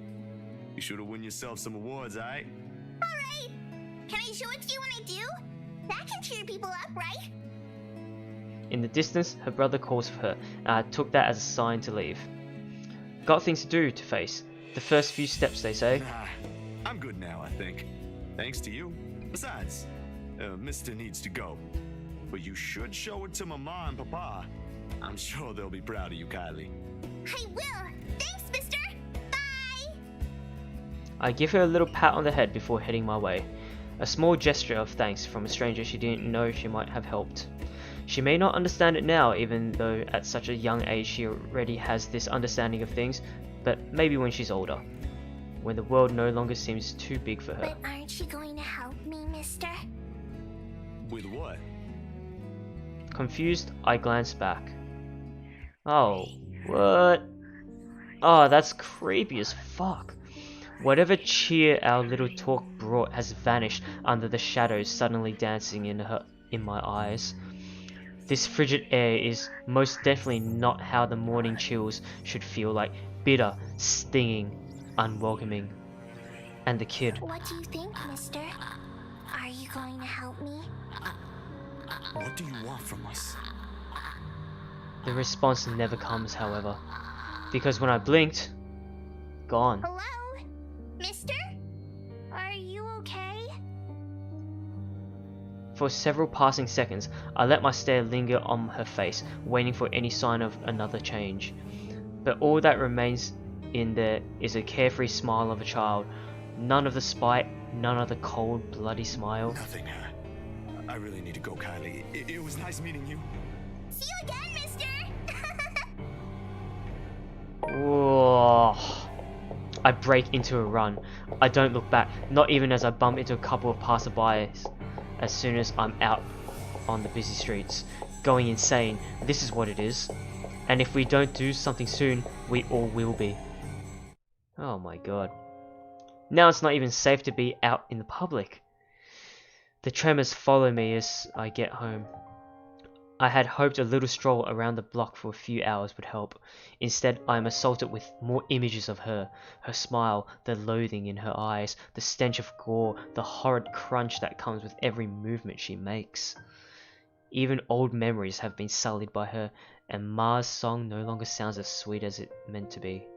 In the end, all I got is a sinking feeling I will never be rid of her image, and another ridiculous idea that may or may not even work. The sun is already hanging low on the horizon when I make it back, and for the first time coming home feels more like a chore. Only I didn't arrive to an empty room, because as soon as I open the door I'm greeted by none other than... Subsy, man. Ash. I told you we should have called him before going here. It's fine. It is Ashton I see first, sitting comfortably on my couch, munching on a bag of chips with both feet propped atop the coffee table. Whatever proverbial stone has made a home at the pit of my stomach automatically flies right out the window at the sight of him. But before any exasperation can set in, my attention is taken by another occupant in the room. Isabella perches on the only other chair in the room, attempting to make herself smaller. It seems from how closely she's hugging her arms against hers. Nevertheless, she gives me a small smile when she notices my stare. Yet somehow, there ain't any warmth in it like it's supposed to have. Hey, Zach. Sorry we just barged in here. Ash was... Relax. Z-Man gave me a copy of the key himself. Only after you broke the 13th one? I can't keep replacing them every time you think it'd be a good idea to break into my apartment. And stop calling me Z-Man. I didn't break anything this time. Ash, just because I gave you a key doesn't mean you can just stroll in here whenever you want to. And, hey, is that my... Ash smirks at me because of course he has the gall to smirk knowing what he did. He pops in what's very likely the last piece of chip into his mouth and folds the wrapper neatly on the table before throwing it in on the nearby trash. What an asshole. From her chair, Isabella shoots me an apologetic smile as soon as the foil hits the waste bin with a dull thunk. Common sense dictates that I should be angry, but after everything, having something normal play out in front of me, no matter how childish their antics can get, I can't bring myself to muster even a tidbit of it. Behind me, the television starts blaring the music for the end credits of the movie. They have likely been waiting for a while if Ash has gotten impatient enough to rummage through my cupboards and watch something. Of course he eats all of it. You know, I was saving that for the weekend. Did you at least share some with Bella? Don't worry about it. I'm good, Zach. Really? It's free food, you know? What was that you usually say? You don't say no to free food? What happened? No, I'm just not hungry. Ash only shrugs at the question in my eyes. I can't be the only one who finds this vibe she's giving off to be odd, and the guy has no doubt already caught wind of it. Aye. But if you want something, just say so. I've got a fully restocked pantry right here at your disposal. Still not a 5-star level thing, but for an empty stomach, it'd do. Just say the word. Thanks, Zach. Maybe next time. Food is not really what we came here for. Ash, he's the one who... She casts a brief glance at Ash, and in an instant, he sits up. Every trace of amusement is gone from his face as he clasps his hand in front of him and leans forward. A minuscule gesture meant to ease, yet the grim expression on him tells a different story altogether. All right, you two, what's this about? I don't like those looks. What I said was weird, I'm aware of that. But I'm not taking it back. Isabella's not the only one here who's seen it. A short but tense pause follows, the both stalling. Under normal circumstances, I'd wait. With these two, the more you force it, the more they'll clamp down on it. But as a handful of seconds continue to slip by, the unsettling feeling in me also grows with it. Soon, it turns into impatience. Before I can demand a response though, one of them finally speaks up. It is Ashen who first breaks I'm it. not asking you to. No, you're right. There really are some odd things going on here lately. How is everything with you lately, Zach? Hold on, Ash. Both of you. Did I just hear you say that? Is this why Isabella's here? Has something happened? Calm down, we're just here to check on things. So, did you meet Andrew about the photos? What photographs? Said photographs has been sitting untouched since the day I dumped them in my drawer. Isabella goes very still when I hand her the small stack. To her credit, she does not flinch like I'm expecting her to and flips through each of it in silence. But while her eyes remain strangely calm, her hands have gone rigid and her mouth has set into a thin line. She of all people understands what this means. In hindsight, she should have been the one I approached before What did Ash. Andrew say about them? It could be one, but there's no guarantee it's a supernatural thing. It doesn't always happen. So, that's a dead end right there. Now that I think about it, bothering that guy for this feels pretty silly now. But with the dreams lately... That's all? Did he say anything about the damn letter at all? Did you ask him even? I pause, glancing at him skeptically. I don't know where this sudden curiosity is coming from, but if Ashen, calm, cool, collected, always logical Ashen, takes interest in this, something or someone must have fucked shit up somewhere. Or the world is ending. Seconds pass. The apocalypse I'm expecting to go along with doesn't arrive, however. Yeah, that's really everything. The letter kind of slipped my mind. The photos were more important at that time. There was some stuff about the local horror stories, though. Talked about the curses, And he was really fascinated with the story about a wraith asking for a sacrifice to move on. Kinda nasty if you ask me, but it does make sense if you simply go along with it. I'm not sure how this will help in the grand scheme of things. Why are you asking about this anyway? Rose's death isn't just a coincidence, Zach. It may have something to do with... I may have... Wait, stop right there for a sec, Bella. I thought you ain't buying this stuff, Ash. Just the other day, you said the exact same thing. I still don't, but even Rebecca, out of all people, claims there's something. Oh, so even Rebecca's seen something? Whatever this is, someone has got to look into it. Are you sure you even have the sorry. time? Ain't you busy with your current case? He was going to say it seems shady. I got taken off that one. You didn't say you were taken off your case. I just got the news this morning. Apparently the higher-ups think I'm doing a horrendous job at it.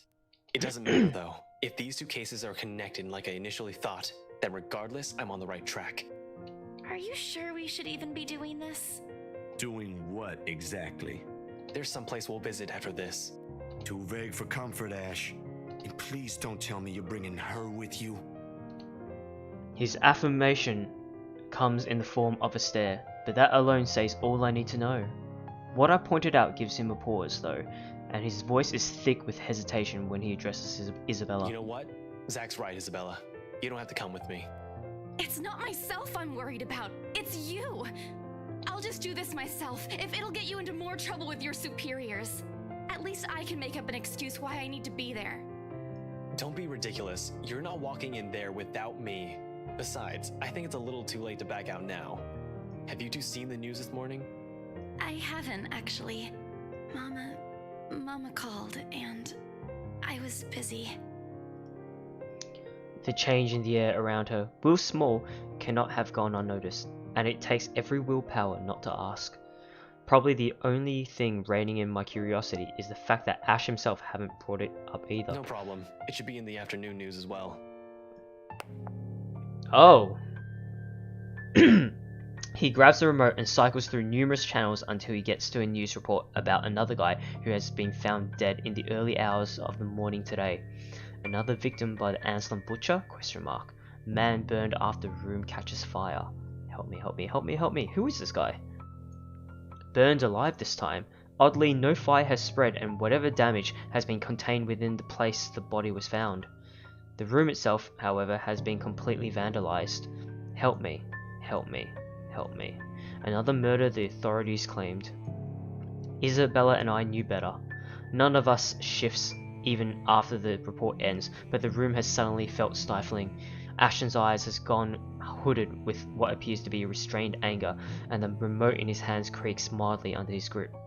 The stone is back in my stomach. A tiny little thing gripping at my insides, growing with every passing second as the dread sinks in. In the thick of it, Isabella's voice is the only one that breaks the hush. A small, weak thing on its own that wavers unevenly between worlds, but every syllable heavy with meaning. This is because of that thing, isn't it? I did this somehow. When it fades, all that's left in the air is a doubt and fear, while all we can do is to cope. Is there something I can say to make her feel better? Stay silent, or we can still fix this. I mean, if we stay silent, then it's not going to make her feel any better, right? So, I guess we can still fix this? It ain't too late. We could still fix this. There's 3 of us here. 4 if you count Rebecca. No, she's staying away from this. She lifts her eyes at me, eyes steady and shoulders squared as she holds it against the baffled look I give her. Although in the next second it immediately softens and it takes me by surprise nevertheless. In those brief moments, it's like I faced a different person. I don't want to involve her in this any more than I already have. Both of you as well. I already said it. That's completely out of the question. Stop asking. Still in all, that's 2 extra heads who can do the thinking. Between us 3, I'm sure we'll figure something out pretty soon. Don't make this whole thing sound like it's a piece of cake to deal with. It ain't. But better than sitting around, yeah? Plan is still a plan. You're going to shoot yourself in the foot one day with that kind of thinking. We don't even know who's doing this. The last 2 murders might just be similar incidents done by 2 different suspects. Hasn't stopped you from going after them before. Remember that time when you... Okay, stop right there. There will be no retelling of that incident today, Z-Man. Or ever. Oh, now I'm curious. Keep calling me Z-Man and maybe I will. Suddenly, Isabella laughs. Though muffled by her hands, it rings light and easy against the thick tension in the room. Still a far cry from the usual cheer she carries, but brings a welcome shift in the otherwise dreary mood. Thanks, you two. I'll tell you about it when he's not around. Haha. Give it up, Z-Man. She's not interested. Who says I'm not? Ash makes a face but chuckles at the jest despite Why himself. am I even friends with you two? And like this, most of our worries ebb away, if only for a few moments. They take their leave mere minutes close to sundown, but regardless of the lighter mood, little has been said of their plans, only vague hints of what they're aiming to do after. While it ain't any of my business to know, something about this whole thing still gnaws at me. A tiny passing thought urges me to do something as well. At this hour, the streets are once again busy with people heading home after a hard day's work. Little of the bustle matters to them as they step out of the crowded walkway, however, Ash especially. There's only his goal in his mind, and I'd wager there's nothing I can do to stop him at this point. He's probably decided on it long before they made the decision to drop by. But despite this, Isabella lags behind. A worried crease is back on her forehead as she watches Ash leave to get his car. Something wrong, Bella? No, actually, can you check on Becca for me after this? I really didn't get the chance to tell her where I'm headed off to. Tell her I'm okay and no, just that. You sure I should skip on that part? If she finds out about this, she'll be angry.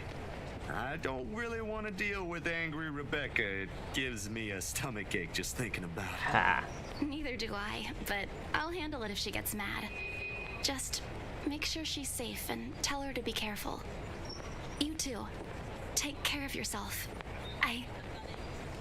Almost abruptly, she pauses, the gaze in her eyes hardening as she lapses into another one of those long-distance silences from earlier. This ain't just because of the whole fiasco with the letter anymore. I don't want what happened to Rose to happen to you guys as well. Poor Rose. This one cut deeper. Before I can ask about it, Ashton returns, casually swinging his car keys on one hand and gestures at Isabella. Come on, we don't have much time. Shirley's waiting. Who's sure? Oh, right. Don't answer that. I don't want to hear it, you huge dork. Says the person who gave her stuffed toys names. Batcat? Really? It's cute. Yours is just weird. I'll see you later, Zach. She spares me another smile, and as I watch her walk off, only now did it occur to me that none of those she gave today ever did reach her eyes.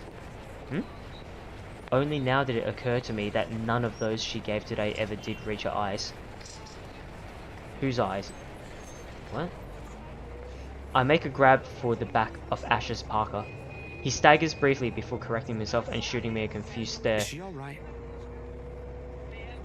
What? Who's okay? Isabella. She's been, I don't know, out of it today? Did something happen earlier? The scowl on his face says it all. She's actually been like that this morning. I'll ask, but... Just do me a favor and watch over her. We have no idea what we're dealing with. I don't know what happened to her since the last time I saw her, but from how she's been doing today, whatever it is, it seems like a pretty big deal. Wait, you didn't annoy her again, did you? Because I swear to God, if you did, you've got another thing coming for you. What? No. Why would I? I'm just asking. I'll take your word for it. But if you can find out what's bothering her, that'd be nice. Honestly, I don't think it's the letter this time. I'll see what I can do. Make sure you keep yourself out of harm's way, alright? Yeah, you too. Don't do anything reckless again. Reckless, no. But I can't make you to promise I won't do anything. After seeing that, there's no way in hell I'm going to pretend there ain't a problem when there is one. This is a really big one, and I'll be damned if I let anything happen to you guys while I sit here. I'm done running when things get tough. He's about to argue for a moment, Look, but... bro, if things ain't good, I'll be the first one out. But allow me this one thing, alright? Just this one time. If it doesn't work out, you'll be the first one to know. You can laugh then, or berate me all you want, but please don't ask me to step aside like I'm incapable of doing anything to help. I've no idea if it is the look on my face or the tone of my voice. Ultimately, his mouth presses into a thin line, he nods. Alright, stay safe, Zach. When he stumbles into the sidewalk and allows the afternoon crowd to swallow him whole, I like to think the tiny gleam in his eyes is the closest we can get to optimism in this situation. Whether that alone will be enough to give me a peaceful sleep tonight remains to be said. Next day. Night falls, and despite my best attempts, sleep continues to elude me. With her image still stuck in my head, flashing every few moments it catches me. Oh god, off guard. With Mars' lullaby still echoing in my ears, no longer the soft tune it once was, and the terrible gnawing at the pit of my stomach, is no wonder I can't bring myself to drift off even for a little while. It is not as if there's a complete lack of things to do while waiting for sleep to come, if it ever will. And at 2:45 in the morning, I find myself cleaning my photography equipment for no other reason than just to pass time. Though if I am going to be honest, it is not the night terrors that are keeping me wide awake tonight, but the anxiety and the hope I'll hear from Ash or Isabel soon. And for what's perhaps the 42nd time, my shifts shift over to the end of the table where my phone lies still. I've not heard from them since they left. They haven't promised a call, of course, but a small part of me wishes they would have the common sense at the very least. Waiting is a tough game, and with the concerns stretching out the minutes far longer than usual, it's impossible for unpleasant thoughts not to enter my mind. Where are they going anyway? Moreover, it does not help that when the clock finally strikes 3... Oh no! My hand stills. Oh, look at that's fucked up. It'll be a complete and utter lie to say my heart didn't leap straight into my throat in that brief second. My whole body has gone motionless, ears straining from any further sounds. A couple of tense seconds pass. Nothing. Of course, with how old the building I'm staying in, power fluctuations ain't anything new. It ain't no power fluctuation. Every now and then this would happen, leaving a few tenants in a rather bad mood. Nothing unusual anymore after a few years of living here. But this time, the sudden hush brings with a stillness that raised the hair at the back of my neck and set my heart beating hard against my chest. Something reeks in the air, and in an instant, this place is no longer home. It's a prison. Every rational fibre in my being screams at me to leave. I force myself to swallow and keep a clear head as I lay down all my cleaning tools and begin gathering together all the rest of my things scattered about on the table. The camera's body, lenses, filters, diffuser, phone, anything my hand could reach, but in the resulting panic like in the nightmares, it is the scent that reaches me first, a foul, putrid smell filling my lungs with the heavy stink of death. Oh, is this like a distorted humming? My fingers clamp tightly to the camera, holding it closer to my body as if the tiny thing would provide enough protection to whatever is with me in the room. It won't. But it's the only comfort I have. And knowing that whoever she is, she had once been human. Perhaps not all of it is gone. Perhaps some of it is still there. I know you're in here. What do you want? Something moves behind me, a soft scuttling over the walls, followed by the squelch and painful creaking of what can only be rotten flesh and broken bones. Without hesitation, I whirl around, my fingers and camera ready, patiently waiting for another movement. I can help you. Whatever it is that keeps you here, I can help. That's what the letter's for, ain't it? You don't have to keep taking people's lives. Oh. There's a brief moment of silence after, and for a short while, I think my pleas worked.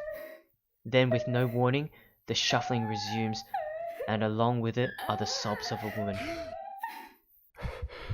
Oh no. Oh god. Fucking hell. Oh, I could hear that in that 5.1 Dolby headphones. I could hear it on my left.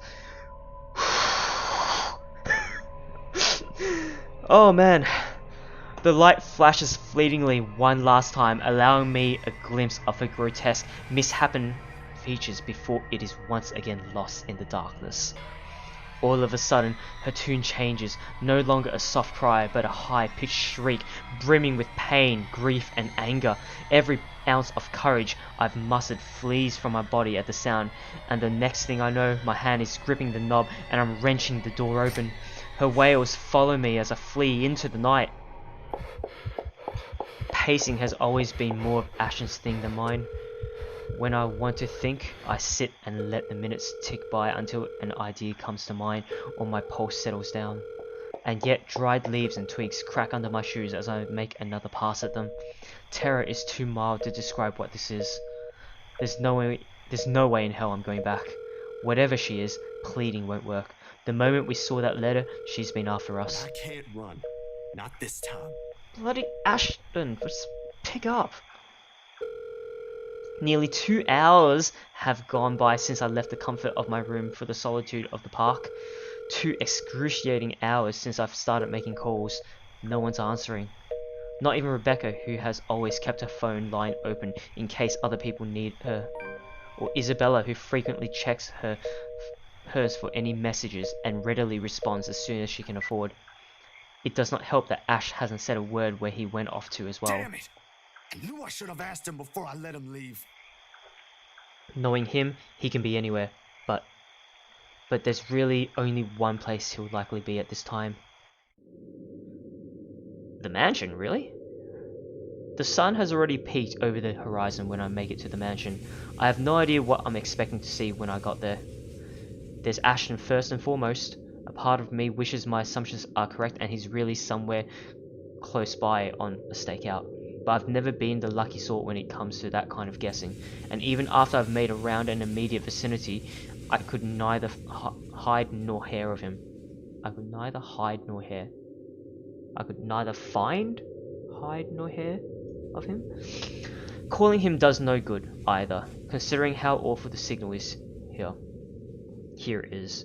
He can't be too far if he's really here, but if he is, he would have already noticed me by now. Instead, there is only silence, the kind too quiet to find any sort of comfort in.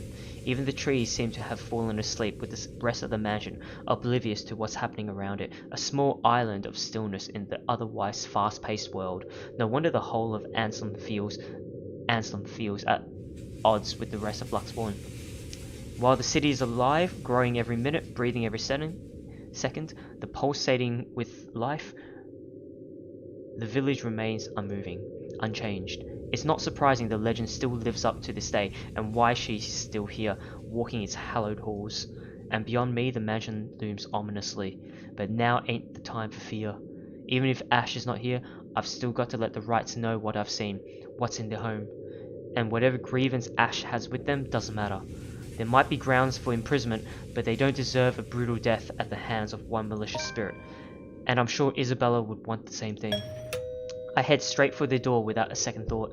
It takes a few rings, the sound loud above the foreboding stillness, before I hear footsteps on the other side. Only a Nazi would knock at such an ungodly hour. Where's that damn butler when I need him? Before long... Oh, what the fuck is around him? Before long, the door swings widely open, with Mr. Luke Wright standing behind it. Seething would be a complete understatement to describe him. Like this, I've got no doubt why Ash would find him a suspect. You? How the hell did you get in here? What in 7 hells do you want? It's bloody 6 in the morning! Listen, sir, I know this is not a good time. Oh, it's not a good time! Did you even check the clock before coming here? I bet you didn't! Unlike you, the ones living in this house need to sleep. Come back when people are actually awake, or I'll call security on you. Before I can get a word in, he slams the door to my face and bolts it shut with much finality. Wait, sir, you gotta hear me out. You're both in danger if you stay in there. Have you seen the news lately? Everything's not a coincidence. Only silence answers me. Maybe if it was Miss Wright. Oh, who am I kidding? There are limits to how far a person will believe you. Then again, I didn't believe Isabella when she warned us. And now I'm here, desperately trying to save people, even if I'm aware it's completely out of my own capacity to do so. If this is what they call karma, if so, this is one horrible way of turning things around. Taking people's lives, playing with people's fears, making them feel useless. You're around, ain't you? You here? Inside this house? Listening, watching, or whatever it is that you spirits do? What did they do to you? I can help you, you know? If it'll let you move on, I'll gladly do so. You don't have to kill anyone. Nothing. I don't even know who I'm talking to, or if a sane person is supposed to be doing that. The only thing I got after is a feeling of foolishness washing over me, or perhaps this is just me losing my mind. Out of other options and any other ideas, I let my hands slide the door's surface and fall listlessly to my sides. I can go back to Luxbourne, try to find the others, try to get out of this mess with them, or let them know how much in deep shit we all are. Both sound good. Either way, my loitering here ain't helping at all. I let the quietness calm me for a few more minutes before standing up and heading out to fetch my bike. It's quite a distance to Luxbourne, but if I hurry, I'll reach it in maybe... The rustling stops as soon as I turn around and strain my ears for any other movement around me. Yo, Ash, you there? No answer. If he is here, and I've just missed him earlier, already my feet are moving in search of him for the second time. It won't hurt to double check, triple check even. With how big the property is, he can be anywhere. How do you know he's here? If things ain't so urgent, if they ain't so dire that lives are at stake, I'd probably have just waited for him to show up again. Damn it! He needs to realize what exactly it is he's dealing with. That it is not just a petty criminal he can simply throw in jail, that it is something beyond the authority his police badge could ever give him. The guy needs to stop playing the big damn hero, sit down and chill. My breathing comes in short, shallow rasps by the time I make it back to where I started. Still no sign of him, and I'm beginning to think I'm just wasting my time here. But that is when I hear it. I'd recognize the melody in a heartbeat. Ma's favorite song. I listen for a while, trying to gauge where exactly from the house is coming from. My feet start moving before I can stop them. And there, as I circle a corner, from a room in the first floor, a single window is open, but I can't make out whoever's inside. However, I'm sure the singing comes from there. Oh no, it's a trap! Who else would know your mum's song? Still, why I'll hear an old tune here, of all places I won't know. It's not an obscure song by all means, but it is pretty rare to find someone who knows this. And for some reason, death seems to follow this song around. Oh. Panic lodges itself at the base of my throat at once. Whoever's humming might be. I don't want to be pessimistic now, but on the off chance that it is Miss Wright, Shit. I shouldn't just barge in there. Oh, that does not sound like her. I can put myself in danger before I can save anyone. Ash would tell me so in the exact same words. Might even write me a dissertation why that is a bad idea if he ain't so lazy. But damn it, damn it, damn it, god damn it. Someone could be in danger. Enter the open window or keep looking for Ash. Oh god. Should we help them? Or should we keep looking for Ash like we're supposed to? I mean, that... If you guys can fucking hear that, that ain't human. That does not sound human. Oh, hello, Seraiden. Yeah, thank you. I just realized that it was surround sound as well. Oh man, it's scary. I'm thinking we keep looking for Ash. Only because if you can hear this shit right now, that is not human. Don't fucking touch that window. I think I'm gonna keep looking for Ash, guys. I think that's a good idea. Mind your own business, the achievement. In the end, the rational part of my brain wins out, right? The half that has spent too much time around Ash. Oh god, but I'm super curious. It's right though, the reasonable part. If I do force my way in and find something unpleasant, how am I going to fight back with my camera? No matter where you look at it, that's simply asking for painful I have death. a better chance if I find Ash. What's he snooping about? Perhaps I should try the forest? Oh no, that's the last place you should... That and the mansion. Oh, make a round farther into the gardens? No, get out of there, cheese it. Not a sound plan. but it's better than nothing. The woman's soft sobs have subsided now by some means, almost inaudible to the point where I'm wondering if I truly heard what I heard. I didn't get to dwell much on it though, because right in that moment my phone rings, the sharp notes cutting, piercing through the thick quietude. I clamp and hand over it, pressing the button before the speakers are close to my ear. Are you? Oh no, I hear the clicking. I only caught the tail end of the person's greeting on the other side, but I know the voice well enough. What was that, Ash? Could you repeat that? Signal shitty here. I asked, where are you? Hell, Zach, I've been calling your number for a good 20 minutes now. What kind of shithole did you get into? Good morning to you, too. I should be asking you that question.